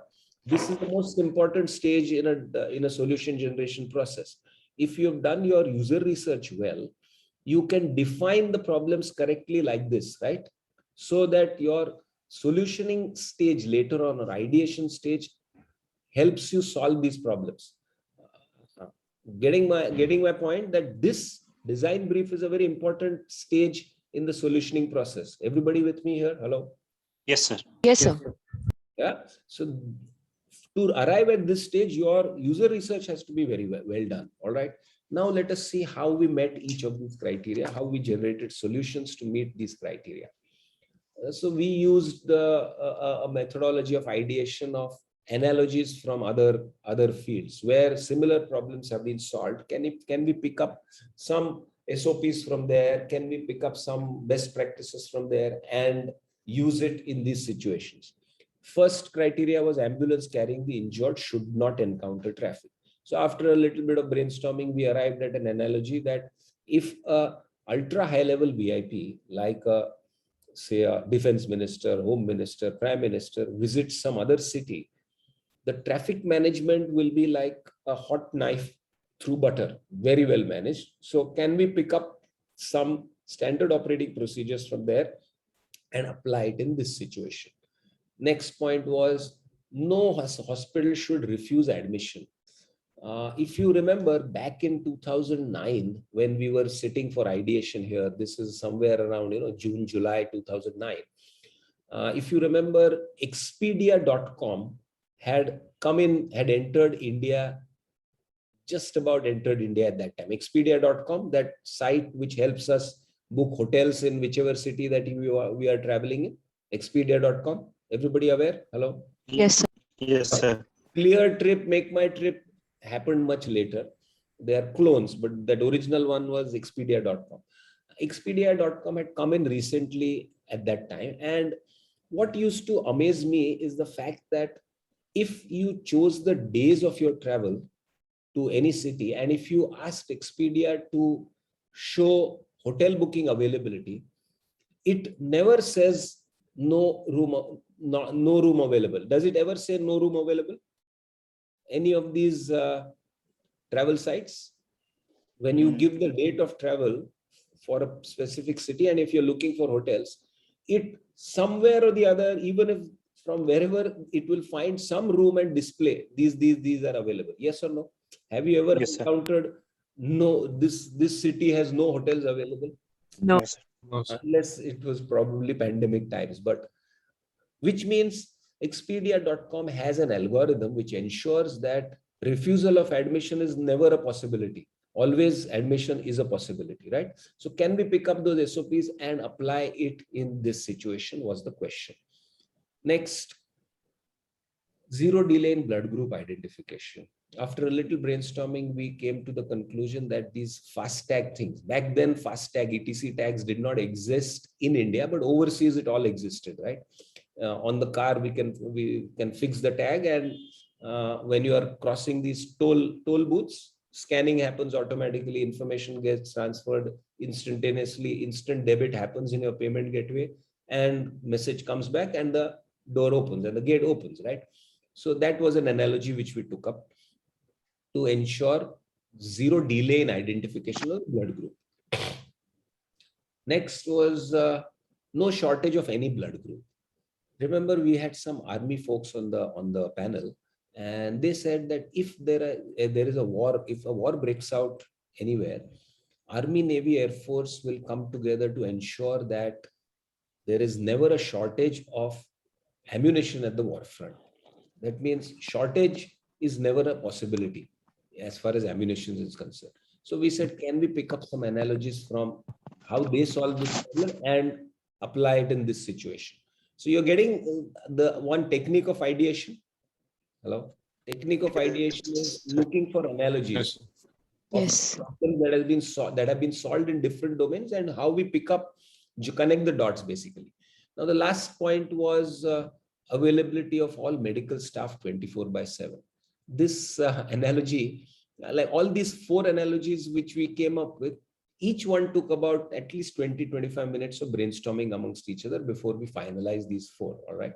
The last one was somebody said it, and in 2 minutes, everybody concurred, everybody agreed. For mom arranging food for guests at short notice.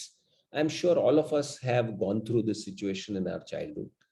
Maybe 10 of our friends had come from some other city, visiting our city. And at 7:30, we were all together and we gave a call to our mom saying that by 9:15, 10 of my friends are going to come home. Can you please organize dinner? On the phone, she would have given you her peace of mind. But when we reached, all 11 of us, 10 friends and yourself, reached home at 9:30, everything was ready on the dinner table. Have we not all gone through this kind of a situation? Yes, sir. Very much. Which means mom has an algorithm which works in her mind, which ensures availability at all times. How does she manage? Can we pick up from some analogies from there and apply it in this situation or the question? Now let us pick up each of these criteria and see how we use these analogies to create some interesting solutions. First point was ambulance carrying an injured should not encounter traffic. Analogy was ultra high level VIP traffic management. How does it happen? If the higher the level of the VIP, the route that the VIP is going to take is not kept predictable. That means it could change at the last minute, because if the route is predictable, it is subject to leakage, and if it is subject to that, information leakage can lead to a terrorist attack also. So it's a very flexible kind of a situation kept, for which they have whenever ultra high level VIP is going to another city, the 3 to 4 contingency routes are pre-planned by the local commissioner of police of that city. But anything that is pre-planned is subject to leakage and hence subject to attacks. So the chief navigator or the chief bodyguard or whoever it is who is leading the convoy has the ultimate authority that in case he or she smells there is something fishy on the road ahead, the whole convoy can be rerouted from a completely different route. Completely different route can be one of those 3 to 4 pre-planned routes. But if he or she feels the threat is very high, this chief navigator or chief bodyguard or whoever it is has the authority to take a completely different unplanned route also, a 5th route also. Now imagine if a 5th route is taken, which even the local commissioner of police does not know, right? Local commissioner of police has planned 3-4 contingency routes, but a completely different 5th route is taken, which this convoy head navigator is authorized to take. If a 5th route is taken, isn't it the duty of the commissioner of police to free up the 5th route sitting in the control room of traffic police? Yes or no? Yes, sir. It's a completely unplanned situation, right? So there are some protocols to make it happen also. At the press of one button, all the signals on all the junctions or all the traffic signals on the 5th route, all through signals become green, cross signals become red. All constables managing those junctions get a message saying, stop cross traffic, let through traffic go. And there are other protocols also. And at that time, how was the control room communicating with the convoy? There's continuous monitoring of the traffic situation on the new 5th route. Continuous communication is happening between the control room and the navigator. All traffic signals get coordinated according to the VIP car's location. That was what I mentioned. And all this information is available on a dashboard in the navigator's car on a dashboard. Back in 2009, the dashboards would be in the form of Lenovo tabs, or iPads had just started coming in. And remember, we are talking about 2009 when there was no Google Maps with red and blue lines. Today we get Google Maps with red and blue lines, so we avoid traffic locations and all of that. So we said that why not introduce a similar tab in every ambulance which is attending to victims at such times, so that dashboard will help the ambulance navigate through roads which have less traffic, right? So you are empowering the ambulance driver with information of which roads to take, avoid roads which have traffic, etc., etc. So you can maybe reduce that transit time at least by about 30-40%. Any minute gain is useful. Next point was no hospital should refuse admission. The analogy we took was Expedia.com. How does Expedia.com manage no refusal of admission? All hotel databases are connected on one platform. All the latest occupancy of all hotels is available in real time on that platform. So we said that dashboard in the ambulance, in addition to the traffic situation, should also have a real-time occupancy availability of hospital beds in various hospitals which fall on the road, fall on this green route. Get it? Hello? Clear? Yes, sir. And that means these available beds are getting dynamically updated and the ambulance driver is able to see it. So the ambulance driver will never target taking victims to these locations. Will target either this hospital, or this hospital, right?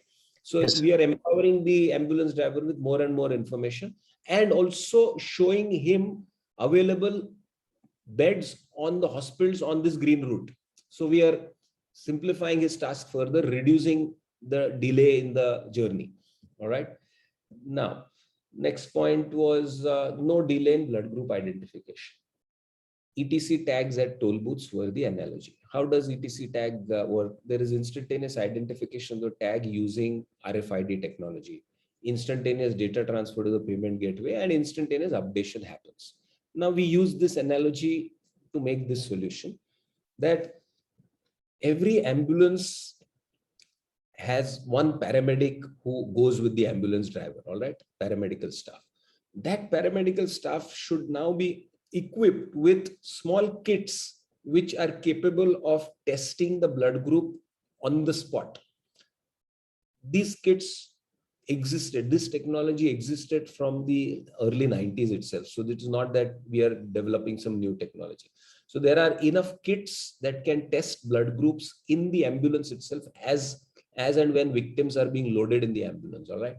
And each ambulance should have a small encoder which can generate tags in the ambulance itself so that the victims can get tagged with their blood groups encoded in that tag in the ambulance itself, all right? That means we are meeting the criteria of zero delay in blood group identification because all of it is happening in transit. It is not happening after the victim has reached the hospital. Now, information of each patient should be encoded into a tag. Now, the question was, what should be the form of the tag? First, we said that the form of the tag should be like a wristband so that the patient can be tagged in the ambulance itself. Now, the doctors on our panel mentioned that today you are handling gunshot wounds, but tomorrow if you are handling a bomb explosion, maybe there may not be limbs that you can tag the patient with. So this was not an option. Then we said we should generate a sticker-like output of the tag. Once again, the doctors told us that at such times when such violent injuries happen, in addition to blood, a lot of other body fluids also come out from the human body, and normal glue does not stick. So sticker is not an option. So this is also not an option. So finally, we created a very crude option that the tag would come out of the encoder with 4 pre-punched holes, and we will keep 1 meter ropes pre-cut in the ambulance, pre-cut always there, so that whatever body part is available, one can tie it around that body part and the person can be tagged. So that was one solution that we came up with. Then the next criteria was there should be no shortage of any blood group at any of the hospitals. How can we meet this criteria? Analogy picked up was supply of ammunition at the war front. How does the army manage ammunition at the war front so that there is no shortfall? Continuous update of stocks at the war front are communicated with the nearest ammunition warehouse. All warehouses in the country are electronically connected to each other and they share information about the available stock in real time. And if there is a shortage, immediate logistics are arranged to take care of the shortfalls, all right, at the war front. So we said that information about the blood groups required should be instantly communicated from the ambulance to the hospital. As and when the paramedic is feeding in, is generating tags in the ambulance, that information should get transmitted to the hospitals also. And the hospitals should have an updated record of stocks in all blood banks in the immediate surroundings as well as in the city. That means all the blood banks in the city should come on one platform and they should share their data transparently. So data of available blood groups in different blood banks is available on one platform with visibility on one dashboard, right? So how did the dashboard, the proposed dashboard at the hospital, we said should look like this. Different types of blood groups, whatever is available in their blood bank in the hospital, and what is required. Now, this red column keeps on updating as and when ambulances are coming in, right? This data is coming in from all the ambulances that are on the field, and this paramedical person is feeding in the type of blood group and the possible amount of blood required for each victim. So that system is calculating how much blood is required from each ambulance, and the hospital, at the hospital dashboard, what blood is required for the incoming victims is calculated and displayed here. If there is a shortfall, say for example here, 6 blood bags are required, but only 3 blood bags of B negative are available. So in this case, there is a display of the various blood banks in the city having what type of blood group gets displayed. Say for example, this is shortage, this blood group is available at JJ Mahanagar Raktapedi or something like that. So then they connect with this and immediately logistics are arranged from the back end so that the blood, that particular blood group, blood bags arrive even before the ambulance reaches the hospital. Am I clear about this? Yes, sir. Yes, sir. Yes, sir. Now, so this is a dashboard at the ambulance. Now, so yeah, I spoke about this. If a particular type of blood group is unavailable, then it should be brought in even before the ambulance reaches. The last point was availability of all medical staff 24/7. Analogy used was the mom arranging food for guests at a short notice. How does mom's algorithm work? First, she checks all the kitchen cabinets and stocks in the refrigerator. Then if that is not enough, she seeks out, maybe if there is a shortage, she seeks help from neighbors. If that doesn't work, then at that time, she would go for these 24/7 options like Domino's and Pizza Hut. Back then, these were the only few options which would be 24/7 available. Today, there are many. Now, the moment this word 24/7 came into our conversation, a very different idea came up. We said that when this happened, when these attacks happened, victims were being taken to these hospitals, and the doctors who were employed at those hospitals, or the paramedical staff employed at those hospitals, was only being used. So we said we should have a pre-registered database of voluntary medical and paramedical staff, pre-registered. This is always available. That means anybody who wants to contribute at times of such emergencies and who is a doctor or a paramedical staff can get himself or herself registered on this database. And these guys have a pledge that in case such kind of emergency happens, you will be required to be available in the next 15 to 20 minutes at a location which you are told, at a hospital which you are told to come to. Now, this is a pre-registered database of even doctors from private hospitals and private practice also, which means in case an emergency happens, these people are also available to us. Now, how will they be communicated? So remember at the beginning when I said that when that emergency button gets pressed at the headquarters of the police, when an emergency is declared like this, that we said that that button should send out an auto alert and a message to all those pre-registered medical paramedical staff saying, please make yourselves available at blah, blah, blah in so many minutes. Now, if we have say 15,000 voluntary doctors, paramedical staff pre-registered on this kind of a disaster relief database, even if 2% of them make themselves available at this time, we have 300 to 400 extra pair of hands, which will be very useful managing those victims, right? Because if you remember, all the paramedical staff and the doctors attending said we were outnumbered by a ratio of 1:3 or 1:3.5. So does that solve the problem? You get some extra doctors, paramedical staff to help, right? But now there was a catch here that if this text has to be sent, and if the police ask mobile service providers to jam their networks, then how will this message go? So we said that this specific communication, this specific SMS should go over a special frequency that stays open, even if regular networks get blocked. So this particular frequency on which this message will go is not under the control of mobile service providers. It is a special military or a police grade frequency that will be used, which will stay open even if the networks get jammed. So now all of this, I am not going to repeat this. This is a whole step-by-step solution that emerged. You can gradually read it.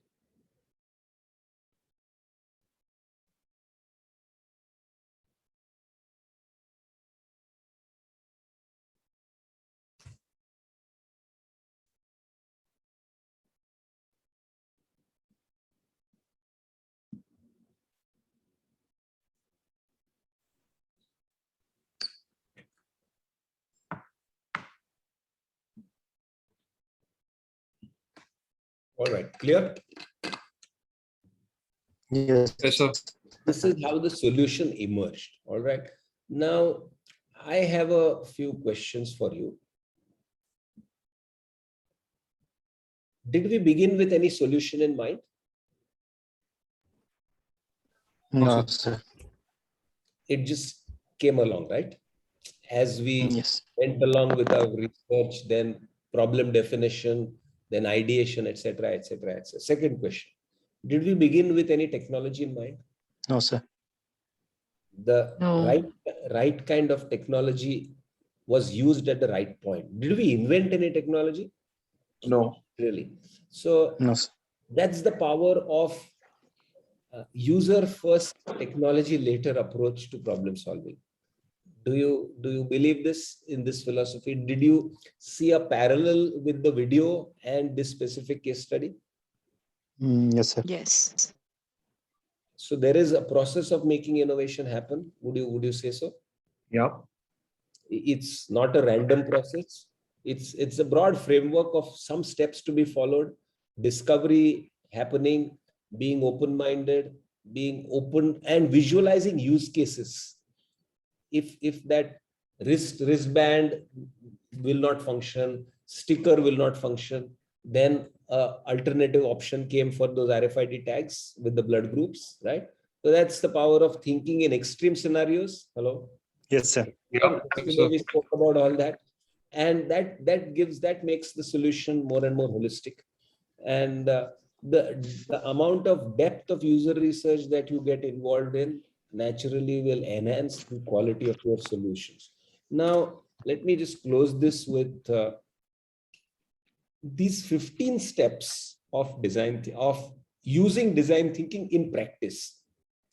Stanford का ये सब steps ठीक है. These are at an umbrella level, 10,000 feet above sea level. But at the ground level, how do you use how do you apply this whole design thinking methodology, solutioning methodology in practice? So I would request you to go through these steps. If anything is not clear, please ask me. These are actual, practical, actionable steps for creating good solutions.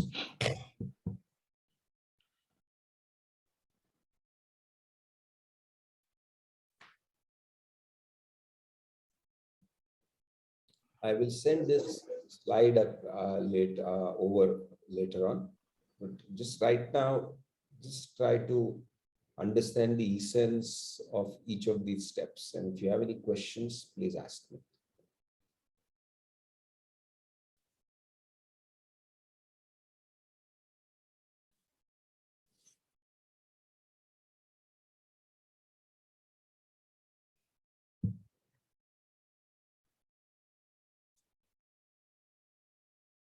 All right, clear?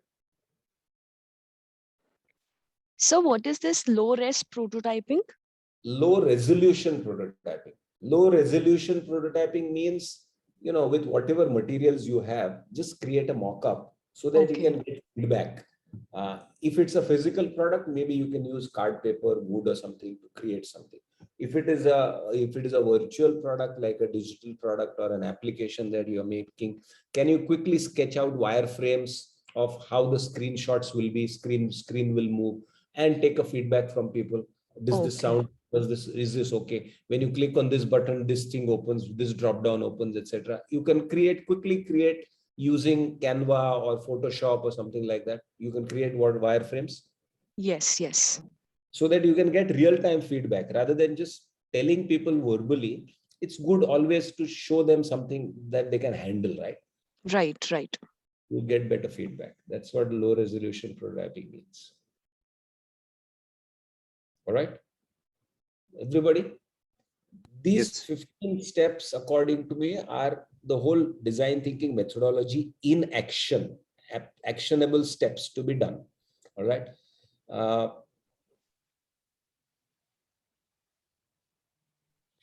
All right, clear? Yes, sir. Okay. Yes, sir.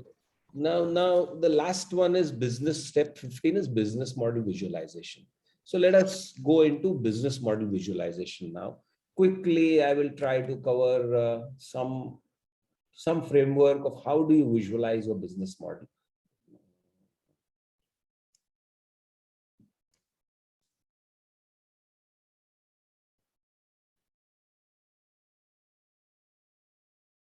Sorry.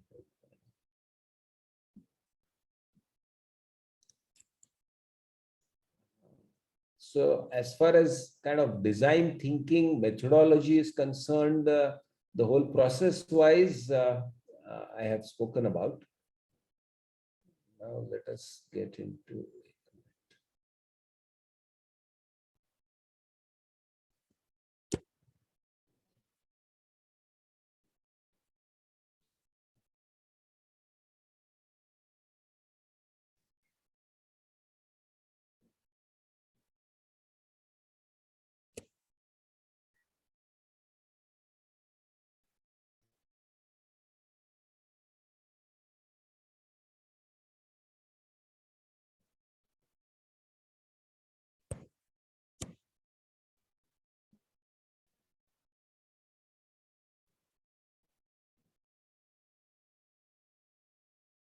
All right. Can you, is my screen visible to you all? Yes. Is the screen visible? Yes. Yeah. Yes, sir. Now, what I'm going to share with you is quickly in the next, say, half an hour or so, whatever we're left. We'll continue till about 12:40. Is that okay? 12:40, 12:45? Yes, sir. Yes, sir. Yeah. Okay. Well, we will stop at 12:30, but I think I also consume 10 minutes of time in that RT-PCR. So let's extend. I will not be able to cover what I had intended to. All right. So I'm going to share with you certain cases, certain examples of businesses or startups, which in the last 15, 20 years, which have created some unique business models. And let us try to understand the basic underlying principles or underlying traits of these business models, which they have used to create those business models, and they have been able to beat competition by a large extent. So what are those traits? What are those underlying principles on which these business models are based? First one, I'm going to talk about Javed Habib. Javed Habib, everybody aware of? Hairstylist? Yes, sir. Yes. Celebrity hairstylist. I can be excused not knowing him, but not you. You can't be excused, all right? Now, this guy, his claim to fame was in the 90s, he was the hairstylist to various Bollywood celebrities, sports people. Sachin Tendulkar was his customer, and a lot of other people also. So his claim to fame was that, celebrity hairstylist. Now, when your business is based on your personal skills, this fellow's business was based on his skills with his hands and fingers, right? Personal skills, correct? Hello? Yes, sir. So there is a limitation to how much you can expand.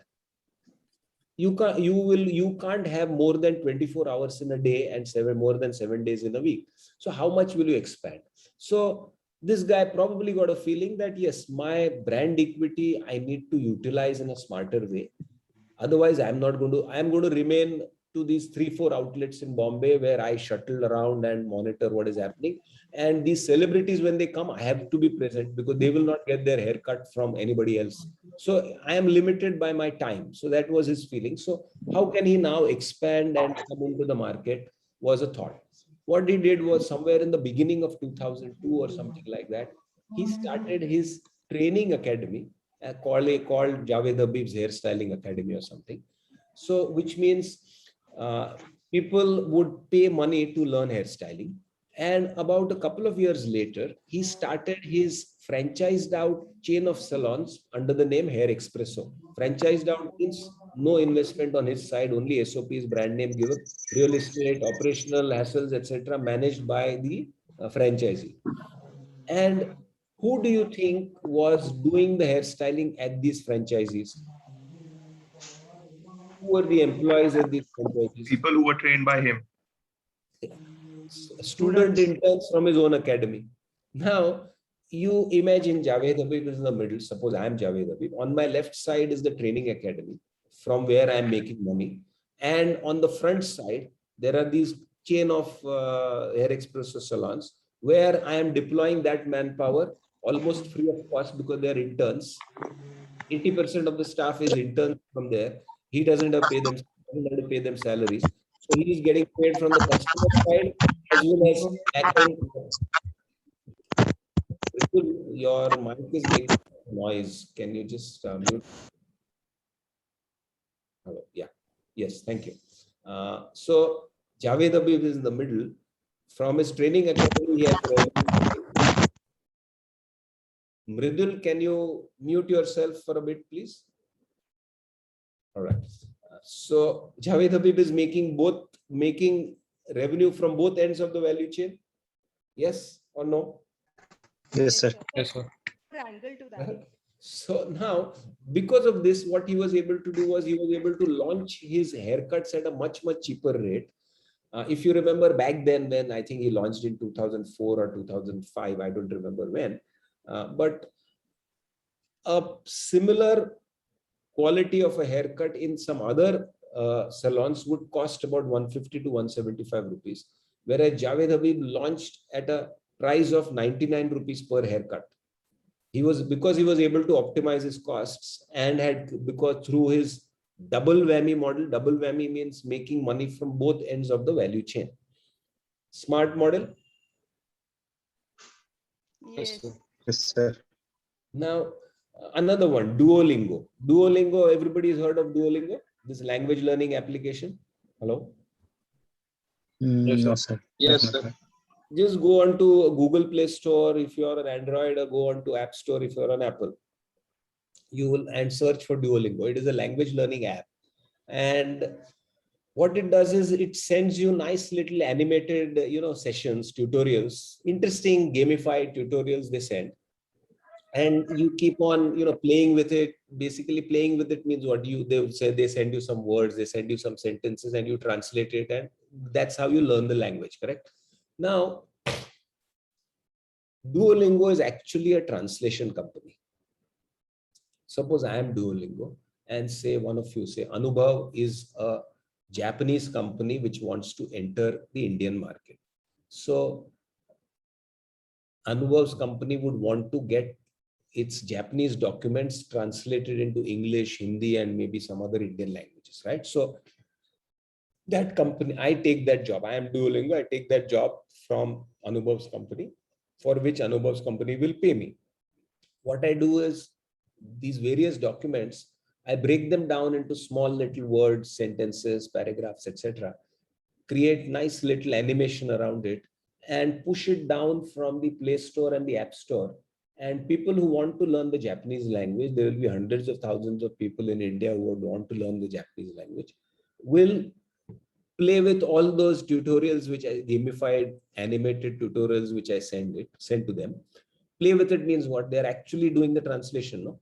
Get my point? And I have an intelligent, Duolingo has an intelligent algorithm which picks up the best translations, stitches up the document together, and it goes to Anubhav's company. So I get paid by Anubhav from the right side, and from the left side, I have this app, which is like a freemium app, which means certain levels are free, after which you have to subscribe to the service, or I monetize your presence through in-app videos or in-app advertisements on those people who have downloaded the app. So I'm making money from both ends of the value chain. Yes, sir. Right? Yes. Now, this is a simple trait on which these business models are based on. Now, where will you use this kind of a business model? Tell me. Where will you use this kind of a business model? In what situation will you use this kind of a business model? In like food deliveries, maybe like Zomato. Zomato is a typical middleman kind of an application. It makes money from the supplier as well as the customer. So that's okay. That is also value, I mean, from both ends of the value chain. But I am talking about something deeper than that. So in that way, even a real estate broker makes money from the buyer as well as the seller. Correct? That is a typical middleman trading model. Anubhav, get my point? Yes, sir. But Got it. this is beyond that. Mhm. This is something else. This is not that typical middleman dalali wala model. No, it's not that. You can use this when your company has a certain skill set, and that skill set is in demand and people want to get trained for those skills. Then on one side, you can start a training business, and on the other side, you can start a servicing business. That's what Duolingo is. Yes. That's where Expresso is. Yes. Get my point? Yes, sir. So if at any time you feel that your company has a skill which has a demand for training, maybe you can think of this kind of a business model. Make sense? Yes, sir. Yes. That's what I mean. Go beyond the typical trader wala model. Trader wala to sab log karte hain. There's nothing unique, nothing new in it. So But in if that's you- I'm sorry, sir. So in that's like creating the platform, like we are creating the platform, we are expanding it across the cities. So maybe like we are training like people also, not the graduates also, like we are providing them the skill to work with us on the platform. And secondly, we are bringing on board the customers and clients also on that platform. So it's a both way thing, no? Yeah, see, if you are selling something on a platform, then you are getting money from the seller as well as the buyer. That's a typical trader's model. This Okay. is about if you have like let me give you an example again. Yeah, Urvesh, what you're saying, you have put something in the chat window, right? Can be adopted in companies dealing with cyber security. Correct me if I'm wrong. So if there is some training that is in demand for cyber security, yes, that can be used. CAPTCHA is another one. CAPTCHA, hello. CAPTCHA kya tha? CAPTCHA. Yeah. Same thing, no? Yeah. You are solving two problems on both sides. You're giving security on one side, and you're deciphering all these garbled documents from various libraries through this CAPTCHA, right? So that's a Yes. that's a double whammy, so to say. Plus, Whitehead Junior क्या करता? Whitehead Junior last year acquired by Byju's for a whopping $300 million, right? Yes. Whitehead Junior भी क्या करता है? It trains people, small kids or school kids, college kids on coding. But on the other side, it is an ITES company. It takes up jobs from corporates to do their software projects, break down those projects into small little modules, which are pushed as assignments to these kids who are learning coding. Pick up the best code from the assignments, choose what is the best, put it all together, and so making money from both sides. Yes. So this is not a typical middleman model, right? This is not a trader model. This is not a aggregator, multi-sided aggregator model. No. Get my point? This is something more specific. So, and it can be used when you think the skill that you have has a large demand for people to learn. Medical school kaisa chalta hai? Is always attached to a hospital, right? Right. Yes, sir. So on one side, the students are paying fees, and on the other side, the same students are used as resident doctors to give care to patients. You're getting money from here as well as here. So training, right? Got it? So see if you can, sometime in life, maybe when your venture grows up and there is a demand for that skill, maybe something like that can be built up. Duolingo is even smarter. It has crowdsourced the whole process, right? Okay. Yes, sir. Let's go further. Uber. What is the basis of Uber's model? Uber's model is based on, how did Uber start? The story goes, I mean, what most of us have read, that fellow was stuck in some rains and was struggling for a taxi, etc. That is okay. That is very nice to hear. But the actual research never divulged is this, that Garrett Camp, the original, the founder of Uber, Travis Kalanick came in much later. Though Travis Kalanick gets recognized as the founder of Uber, he came in as an investor at a later stage. The original guy is Garrett Camp. His observation was that in front of all these five-star hotels, there are these big cars, right? With a T symbol, Mercedes 7 Series, BMWs and S-Class Mercs and all that. They're standing there with a T symbol, these taxis. Yes, all of us have noticed these, right? You get what I'm saying? Yeah.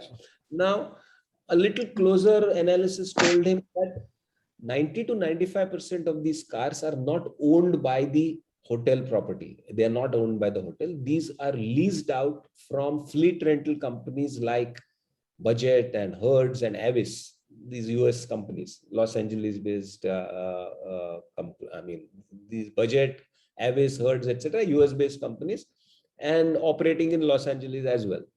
So, which means 90 to 95% of these cars are leased out cars, not belonging to the hotel. Now, on closer examination, talking to these drivers, etc., he realized that 40 to 42% of the time, these cars, these fancy taxis, big cars are lying idle. They do not have passengers. Now, imagine these expensive assets lying idle 40 to 42% of the time. Would the fleet rental companies be happy with this kind of a situation? No. Obviously not, right? So, yes. Yeah. So identifying this issue, that fellow created a geolocation app, which we know as the Uber application now, Uber app, and went to the fleet rental companies and told them that if in your idle time, when your assets are lying idle, if I give you business, would you take passengers? If I give you passengers, would you take that business? Now tell me, who can refuse, who will be able to refuse such an offer? Your expensive assets are lying idle, and if somebody comes and gives you an offer that I will give you business in your idle time, will you refuse it? No, sir. No, sir. Obviously not, right? So that's how Uber started. So Uber ka fundamental business model is, what is it based on? It is based on identifying somebody else's NVA and helping them monetize it, and in the process you also make it make money. NVA means non-value adding asset. Yes or no? Yes, sir. Yes. Identifying somebody else's non-value adding asset, helping them monetize it, and in the process you also make money. So fundamental principle is that. Now, today, especially today, because of the pandemic situation, especially in the manufacturing space, you will find there is a lot of idle capacity. A lot of people, a lot of these small vendors have lost businesses. True, false? Yes, sir. Which means there is a lot of idle capacity floating around in the ecosystem. If you can capitalize on that, if you can create some business model around that, if you can help them monetize it, you can get access to very, very cheap assets, practically at very low cost, and you can create some interesting win-win business models, businesses out of all this, especially those who are in the manufacturing space. Today, may not, I don't know whether the situation will remain like that when things open up. God knows when things will open up, but I'm sure for the next 1 or 2 years, things are not going to change much as far as this back-end supply chain is concerned. So see if you can monetize that, capitalize on that. All right. Airbnb also does the same thing. Okay. Now let us go to one more thing. Obviously, if you use somebody else's asset, you can do business with zero inventory. Clear? No need to talk about this. Clear? Hello? Yes, sir. Yes, sir. Let's go ahead. This is one business model which I'll talk about. This is an interesting one. NetJets. This is the case of late 90s, early 2000s. Okay. NetJets is a US-based company which is in the business of selling private aircrafts, private jets. अभी private jets कौन खरीदता है? कौन खरीदता है?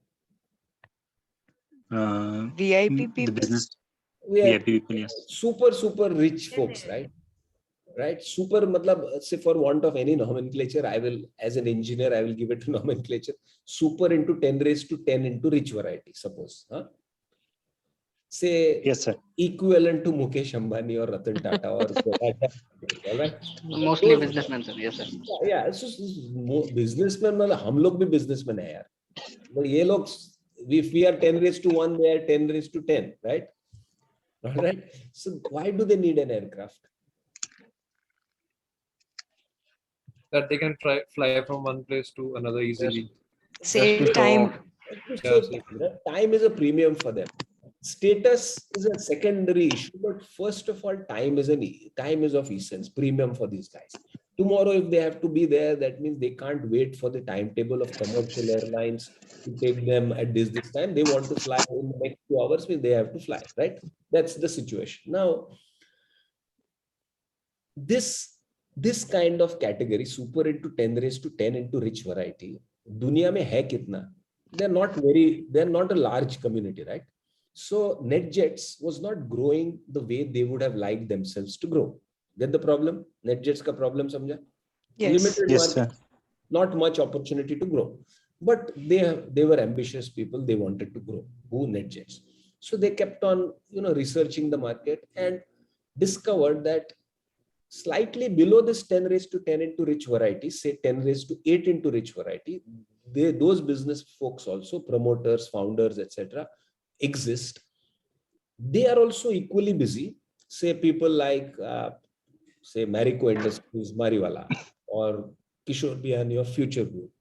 They are not in that league of Ambani Tata, but they are in their own league and they are very, very busy themselves. They also need a private aircraft, correct? Because time is at a premium for them also. But that category, 10 raised to 8 into rich variety, does not have the cash flow in their business that they can suddenly pull out 350 crores from their business and buy an aircraft. Got it? Understood the problem? Yes. Yes, sir. But the need exists. They need it, but the means to buy it does not exist. So NetJets said that if the need exists, we need to modify our business model so that we can capture that 10 raised to 8 into rich market also. So they introduced this fractional ownership model. How it operated was, I can see 4 names here: Vinay, Rashmi, Puneet, and Anubhav. Now imagine 4 of you, Vinay, Rashmi, Puneet, and Anubhav. You are 10 raised to 8 into rich variety. Feel happy about yourself, okay? For the time being. Yes. I come to you and say, you naturally have a need for a private aircraft, but You can't, your limitation is itna ekdam in one shot, I can't shell out that much money. So I come to 4 of you saying that, okay, guys, I will offer you ownership of an aircraft, but at a fractional level. Vinay, how much are you willing to shell out of 350 crores? Vinay says 70 crores I will shell out. Rashmi says I will shell out 75 crores. Puneet says 65 crores. Anubhav says remaining 80 crores, whatever. Okay. So I sell you an aircraft which is fractionally owned by 4 of you in the proportion of your investment. And the flying hours will be distributed according to in the ratio of your investment. All right. So you get to own the aircraft fractionally. Got it? Yes. Yes, 350 crores, you can get it fractionally owned at 65, 70 crores of your investment. Does it solve the problem? Yes, yes, absolutely. What is the problem? Still now let us go dig deeper and resolve those problems which occur with this model. What would be the problem? Time issues, slot issues. Yeah, so suppose Rashmi, you are Rashmi, right? Yes. Rashmi and Puneet, both of you want to fly at the same time. How do I resolve? I am NetJets. Now let us co-evolve this solution. Both of you want to fly at the same time and you come to me. So what do you do? How do you resolve the problem? What can optimize the route, like as in case of like Uber pool, like if a person drops pooling that. Now guys, somebody who is shelling 70 crores and 60 crores, pooling bolega and a VIP person pooling. Yeah, I mean, it's not, I mean, and I can't even say ke baba tum abhi, Rashmi, you have paid 65 crores, Puneet, you have paid 70 crores. So sorry, Rashmi, Puneet gets priority. I cannot do that. Can I? No. To these super premium customers, I can't do that. So it is my duty to ensure that both of them get to fly at the same time. So I have to, that's a new problem arising out of this model fractional ownership. How do I solve it? Right? So what this guy, I mean, normal, what they did is, what simple logic is that NetJets hasn't sold only one aircraft to your group, right? It has sold 300 or 400 other aircrafts to other such 300, 400 groups. True? Yes. Right. And all 1200 or 1500 people wanting to fly at the same time is an improbability. It's a probability game, which means some aircrafts will be lying idle somewhere in the ecosystem. Yes, sir. So suppose I give you guys an offer. Puneet gets to fly this aircraft, which I have sold to you, and Rashmi, I give you another aircraft which belongs to some other group. Solves your problem at the same time. All right. Yes. Now this leads to another problem. What could be another problem in this? Person like whose aircraft we are given, maybe like he wants to travel. Yeah, but usko bhi, that also there is a chain, right? There is availability. It's like an insurance pool, right? Nobody dies, or not all people die at the same time. Insurance works on probability, no? Right. Yeah, right. Similarly, that will be possible. But another problem that I see is, suppose in this bunch of 300 aircrafts which I have sold fractionally, I have sold 4 to 5 different types of aircraft. That means, suppose to your group, I have sold a Beechcraft, and the idle aircraft from another group is, say, a Cessna aircraft. Suppose Puneet gets the Beechcraft which is owned by you people, and Rashmi, if I give you a Cessna, will you be happy? If it's better than that, then definitely. Otherwise not. Otherwise not. You will come at my throat saying, boss, you sold me a Beechcraft and now you're sending me a Cessna, not fair. Right. So how do I solve this problem? We are solving the problem, right? Co-evolving this. Yeah. How do we solve this problem? Maybe by segregating, like if I'm having like particular aircraft, so based on that we'll be categorizing, like the person will be allotted that aircraft. Okay. Still we are creating complications of categorization. Simple solution is, I standardize my fleet. All the 300 aircrafts are the same aircrafts. Right. Yeah. Now when Rashmi is given that other aircraft, unless on her last flight she has marked something under the dining table to ensure that ye mera hi hai, she will not even come to know, right? Right. Now, this is clearly mentioned in the contract that if there is a clash, you will be provided an equivalent aircraft without any delay. This is no hanky-panky. I'm not playing games with you guys. NetJets is not playing games. In the service level agreement, it is signed that if there is a clash, we will ensure I will give you another aircraft. So this is very clear. So she also knows that she will get another aircraft which doesn't actually belong to her. But it is a common pool.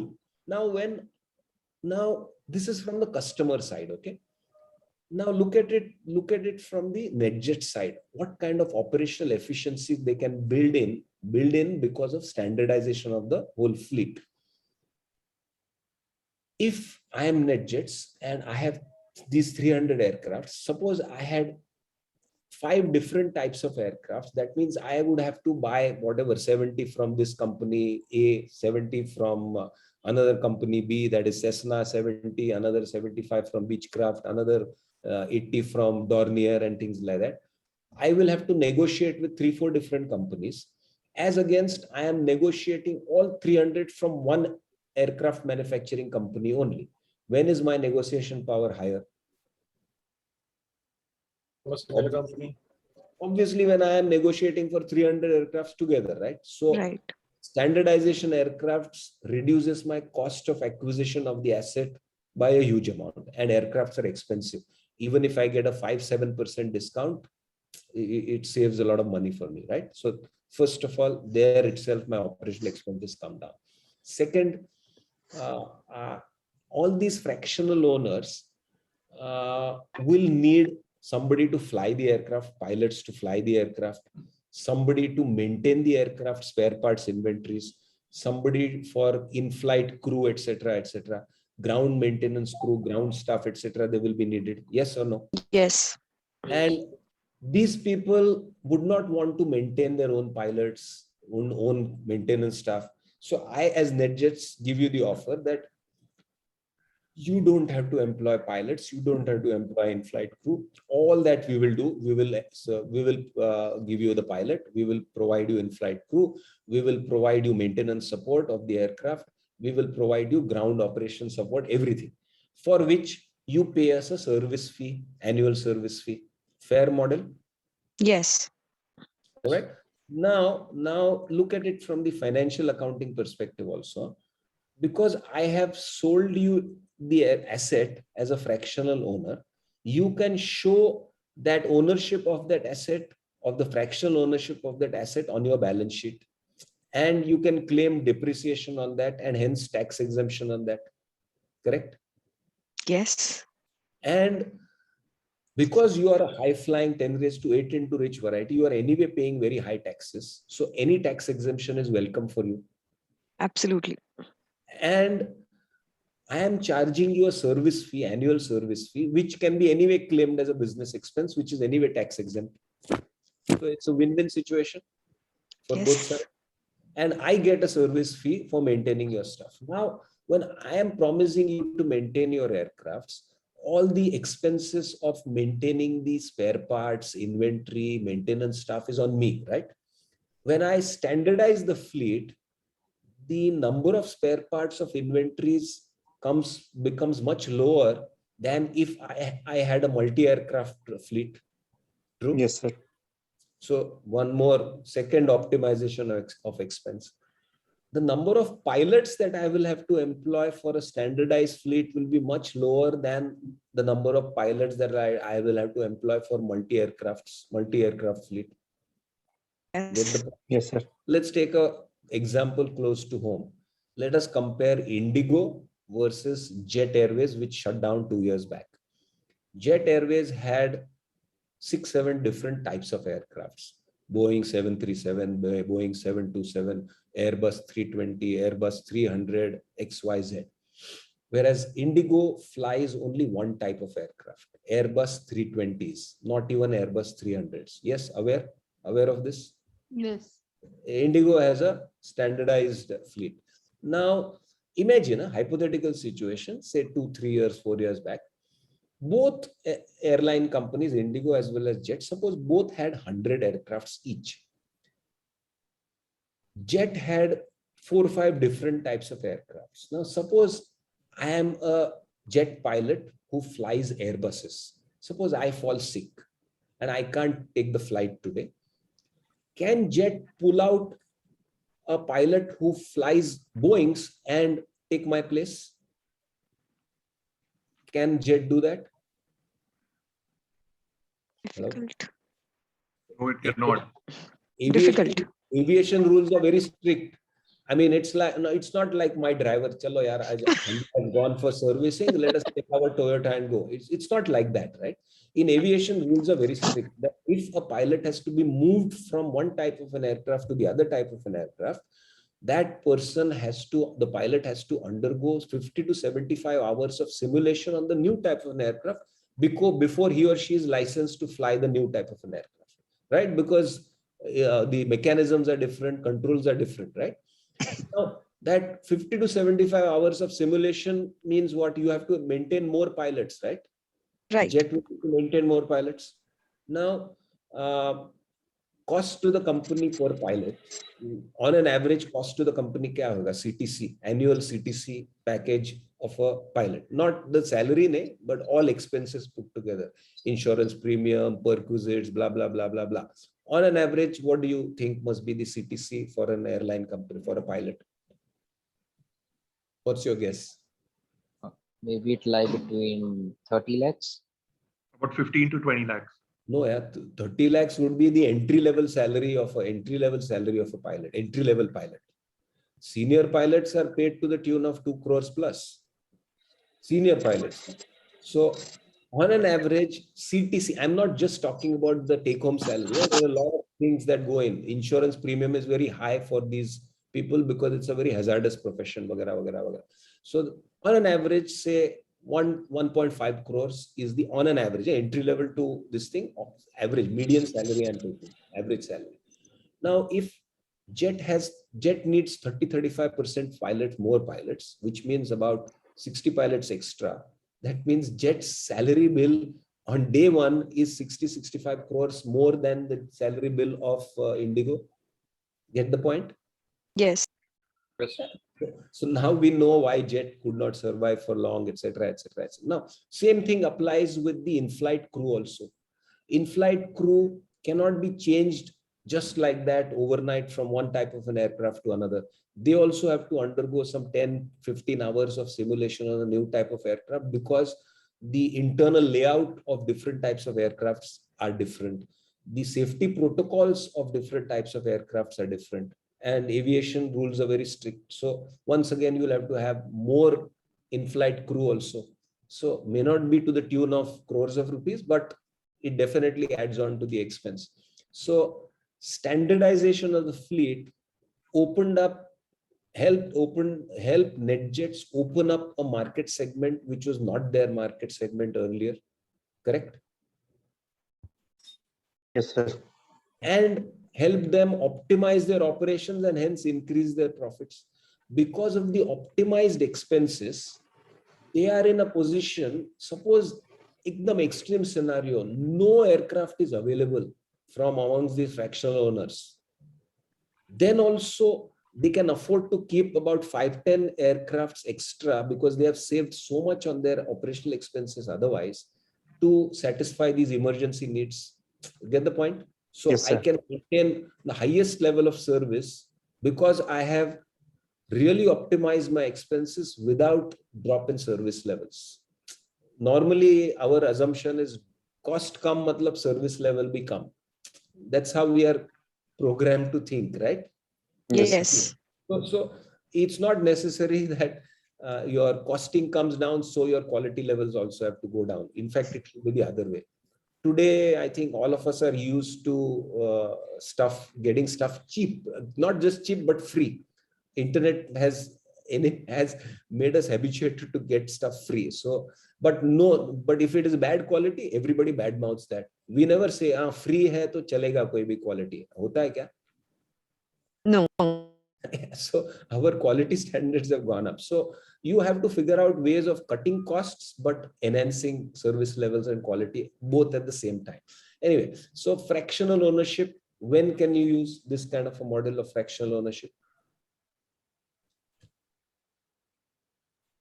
Uh, we see that in hotels, managed properties. Yeah, typically in these timeshare holidays, Yes. it's a fractionally owned model, right? Club Mahindra, RCI Resorts, etc., RCI Holidays. Yes. You have to pay a hefty sum in the beginning, membership fee, 5 lakhs, 7 lakhs, whatever it is. But after that, you get 5, 6, 7 days in any of those properties as if you are an owner of that property in those resorts. Right. Fractional ownership, right? Even on the in horse racing, there is a similar model used. Horse racing is also quite similar. Okay. Horses, a thoroughbred horse costs really high, 15-20 crores. Now, who can afford that 15-20 crores? Only these Malya and Vijay Malya or Poonawalla kind of variety, right? If an ordinary person wants to get into, ordinary means suppose slightly, maybe 10⁻³ into rich or 10⁻⁴ into rich, wants to get into that space, he or she can't afford that 10, 15, 20 crores horse. Like thoroughbred horses have a, Arabian father, English, Irish mother, and all those kinds of genealogy studies are done there. Now, over there also fractional ownership works. There are portfolios of horses, in the sense that an investor will distribute his portfolio on 4 or 5 horses, 50 lakhs on this one, 60 lakhs on that one, 70 lakhs on that one. So that fellow is a fractional owner of 5 different horses. Now this model works better because if you are the owner of a single horse, when the race is going on and 15 horses are racing, your probability of winning is only 1/15. Right. Whereas if you have a distributed portfolio, your probability of winning is 5/15 or 4/15. Correct? So in the long run, percentage wise, you probably make more money when your ownership is fractional ownership. So basically, when you are trying to sell some expensive assets, think about fractional ownership. All right. Sir, Yeah. hello. Yes. Sir, in real estate business, can we consider the fractional ownership? Yes. होता है. आजकल होने लग गया है. Yes. Last 5-6 years, I have been seeing that fractional ownership is coming in. I mean, what is the model of WeWork? Yes, it's similar. Similar, right? So expensive assets, no? So fractional ownership model. I mean, forget about all these fancy things. Yeah. Stock market is fractional ownership, no? Yes, sir. Mutual fund, that kind of. Yeah, you own a few shares. That means you fractionally own that company, you know. So it's not something new. It's not something new. I think we should just dig underneath one level below, and you will discover some interesting ways of structuring your businesses. All right. I think we have. Oh, sorry. We have overshot time. 5 minutes hai, or another 5 minutes. Can we talk? Yes, sir. Sure, Let sir. me Sure. just close it with one framework. All these stories are fine, examples are fine, but how do you make it work in your business? I have a very simple 6-question framework of what questions need to be asked to be able to evolve an interesting, innovative business model. All right. These 6 questions you need to constantly ask yourself so that you remain in the sweet spot. What are these questions? How do we reach the customer? Look at that wristband example which we talked about. Initially, they were trying to reach out B2C. That would not have taken them anywhere. So they tweaked it and went B2B. Remember wristband? Hello? Yes, sir. Yes. Yeah. Smart Kheti also. Directly when he was trying to go through the distributor wholesaler network, he was not going anywhere. Then he tweaked his model. Government became his customer, reached the same customer through a different manner. So how do I reach the customer? First question. Second question, how do we optimize our operations? Javed Habib, Duolingo, NetJets, didn't they optimize their operations in unique different ways? Yes. Right. So that's how do we source our manpower? Duolingo sourced its manpower through crowdsourcing. Yeah, completely variable cost or zero cost, practically zero cost. Yes. Yes. Right. Uber, Ola, how do they source their manpower? These are freelancers. It's 100% variable cost, right? How do we source our inputs? What are the inputs for a taxi company like an Uber or Ola? Vehicles, right? Vehicles are the inputs. Because they have a freelancer manpower model, they are able to source the vehicles also free of cost, asset-light model. Yes. What kinds of tie-ups should we seek with our vendors, suppliers, manpower, etc.? Because Uber has a freelancing manpower model, the tie-up that they have with these freelancers is very, very loose, very, very open, in the sense that Uber driver can log off the Uber app anytime he or she wants to log off. Is there a compulsion that he has to stay logged in? Is there any? No. No, sir. In fact, an Uber driver can log off the Uber app and log on to the competing Ola app instantaneously. So Uber doesn't restrict them in that way also. So it's a completely open arrangement. So that's the kind of tie-up that they have with their manpower. And yeah. Yes. Now, in the case of NetJets, what kind of tie-ups did they have? What kind of service level contracts did they have with their customers? That was also kind of an open contract, so to say. We will ensure that we will give you the exact same level of service, but with a different aircraft. Your service levels will not reduce. So that's the kind of tie-up that they had with their customers. So find out interesting, unique ways of tie-ups with your customer. Then the last point is, how do we create an optimal product mix? Optimal product mix means maybe when you start, you are a single product company, but as you scale up, you slowly start becoming a multi-product company, right?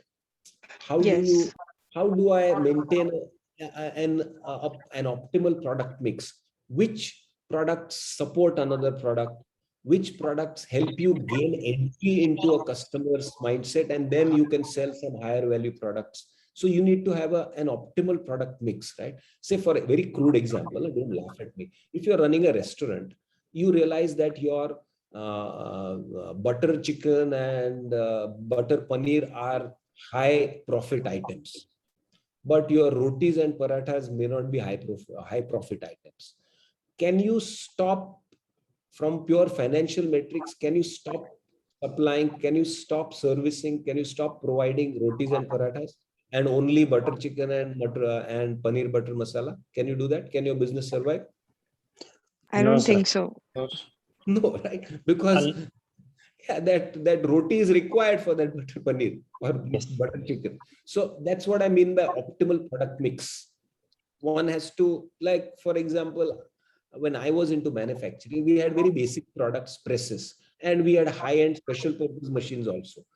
If we only tried to sell special purpose machines, which would cost, back in early 2000s, the cost would be anything between 10 to 20 lakhs.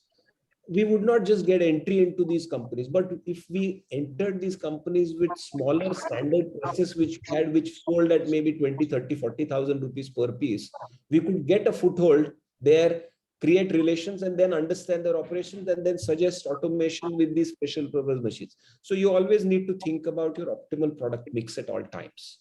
All right. Okay, so with this framework, I think we will close here. I will send you this particular framework as well as those 15 steps document later. All right. Maybe we can stop here. Sorry, I took 25 minutes extra. All right. Thank you very much, Kaustubh sir. Pleasure. IIT Mandi Catalyst is always a pleasure to be there. And when it used to be physical, it used to be all the more fun. The weather at Mandi, the hills around the campus. Yes, sir. I think twice you guys have sent me to that Parashar. Snow and all. That was beautiful. I remember. Anyway, all right. So if there are any questions, we can take or we can close now. All right. Sir, there's a personal question if you don't mind. Yeah. I was going through your profile, so it was mentioned that you own 3 companies, right? Yeah. And in 2006, you as well, I think, took 1 year of yoga. Yes. Science of yoga, right? Yes. Right. So, sir, if you do not mind, you can even, say no to this answer. So, what was the reason that did not run those companies or any of them? All right. I think, from 1990, I started. By the late 90s, early 2000s, we had scaled up quite a bit. And somewhere when the scaling up happened, I started getting a feeling that I am becoming more of an administrator rather than a creator. You get the point? When you scale up, you have to manage a lot of things. There's a lot of crisis management, firefighting, a lot of, those kinds of, and I think I realized that I am basically a product guy, not an admin guy, not an administrator. And Right, that's sir. where I think I started kind of, I shouldn't say that in front of you guys, but I started losing my, what do you say, the mojo, the kind of, losing my interest. अरे क्या मैं admin रोज crisis manage कर रहा हूँ, firefighting कर रहा हूँ. Whereas I was most comfortable creating, designing products in the technology space, right? Right, sir. That's where I think I started losing interest in all that stuff. And I started looking at ways to now cash out for the value that we had created. It took about 3 years to make it happen. We got some investor. We also had some tie-ups with one German company and an American company, which was willing to take over all our interests. But it fell through because they were wanting the veto power in the newly formed entity. I only remain as their CEO for India operations, but all the decision-making powers rest with their board. So that didn't come through. But later on in 2005, we got an investor who was very open, and I was able to cash out completely, 100%. I was out of that business, those 3 businesses.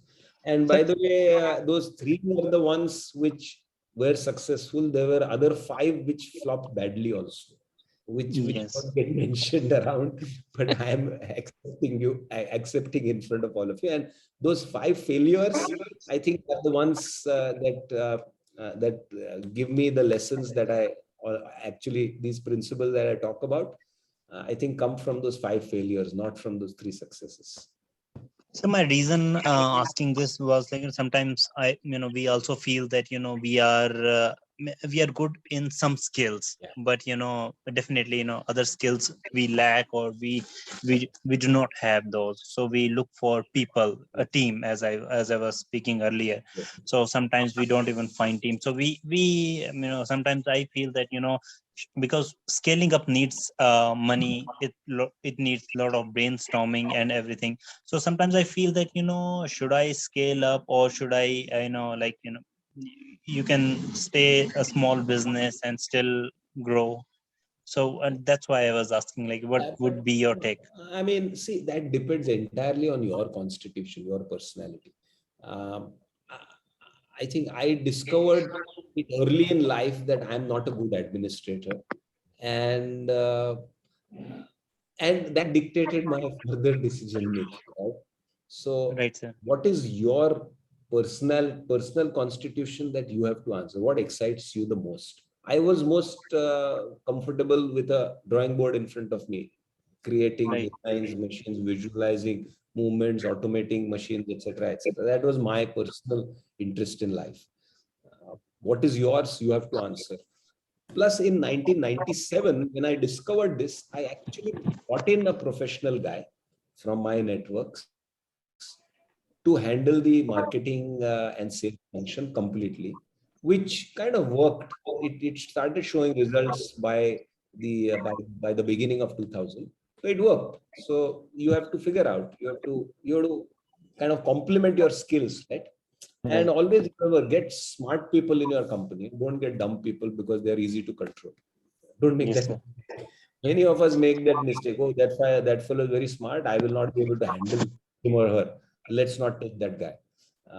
we make those mistakes. But I feel it should be the other way around. Get smart people, even if they are difficult to handle, but they will constantly challenge you. They will constantly keep pushing you. That's, I think, important.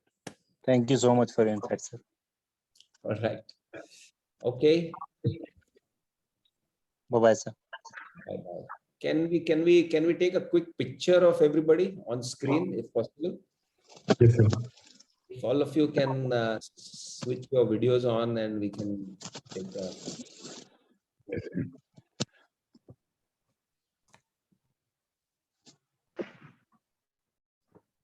Yeah, all of you can quickly in a minute. Yeah. Some of you are still off camera. If you can, that would be good. Yeah, sorry.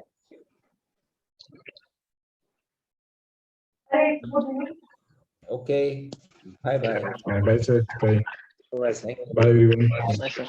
Thank you. Thanks for tolerating for 7 hours. Bye. It was a pleasure, sir. Thank you so much. Thank you so much, sir.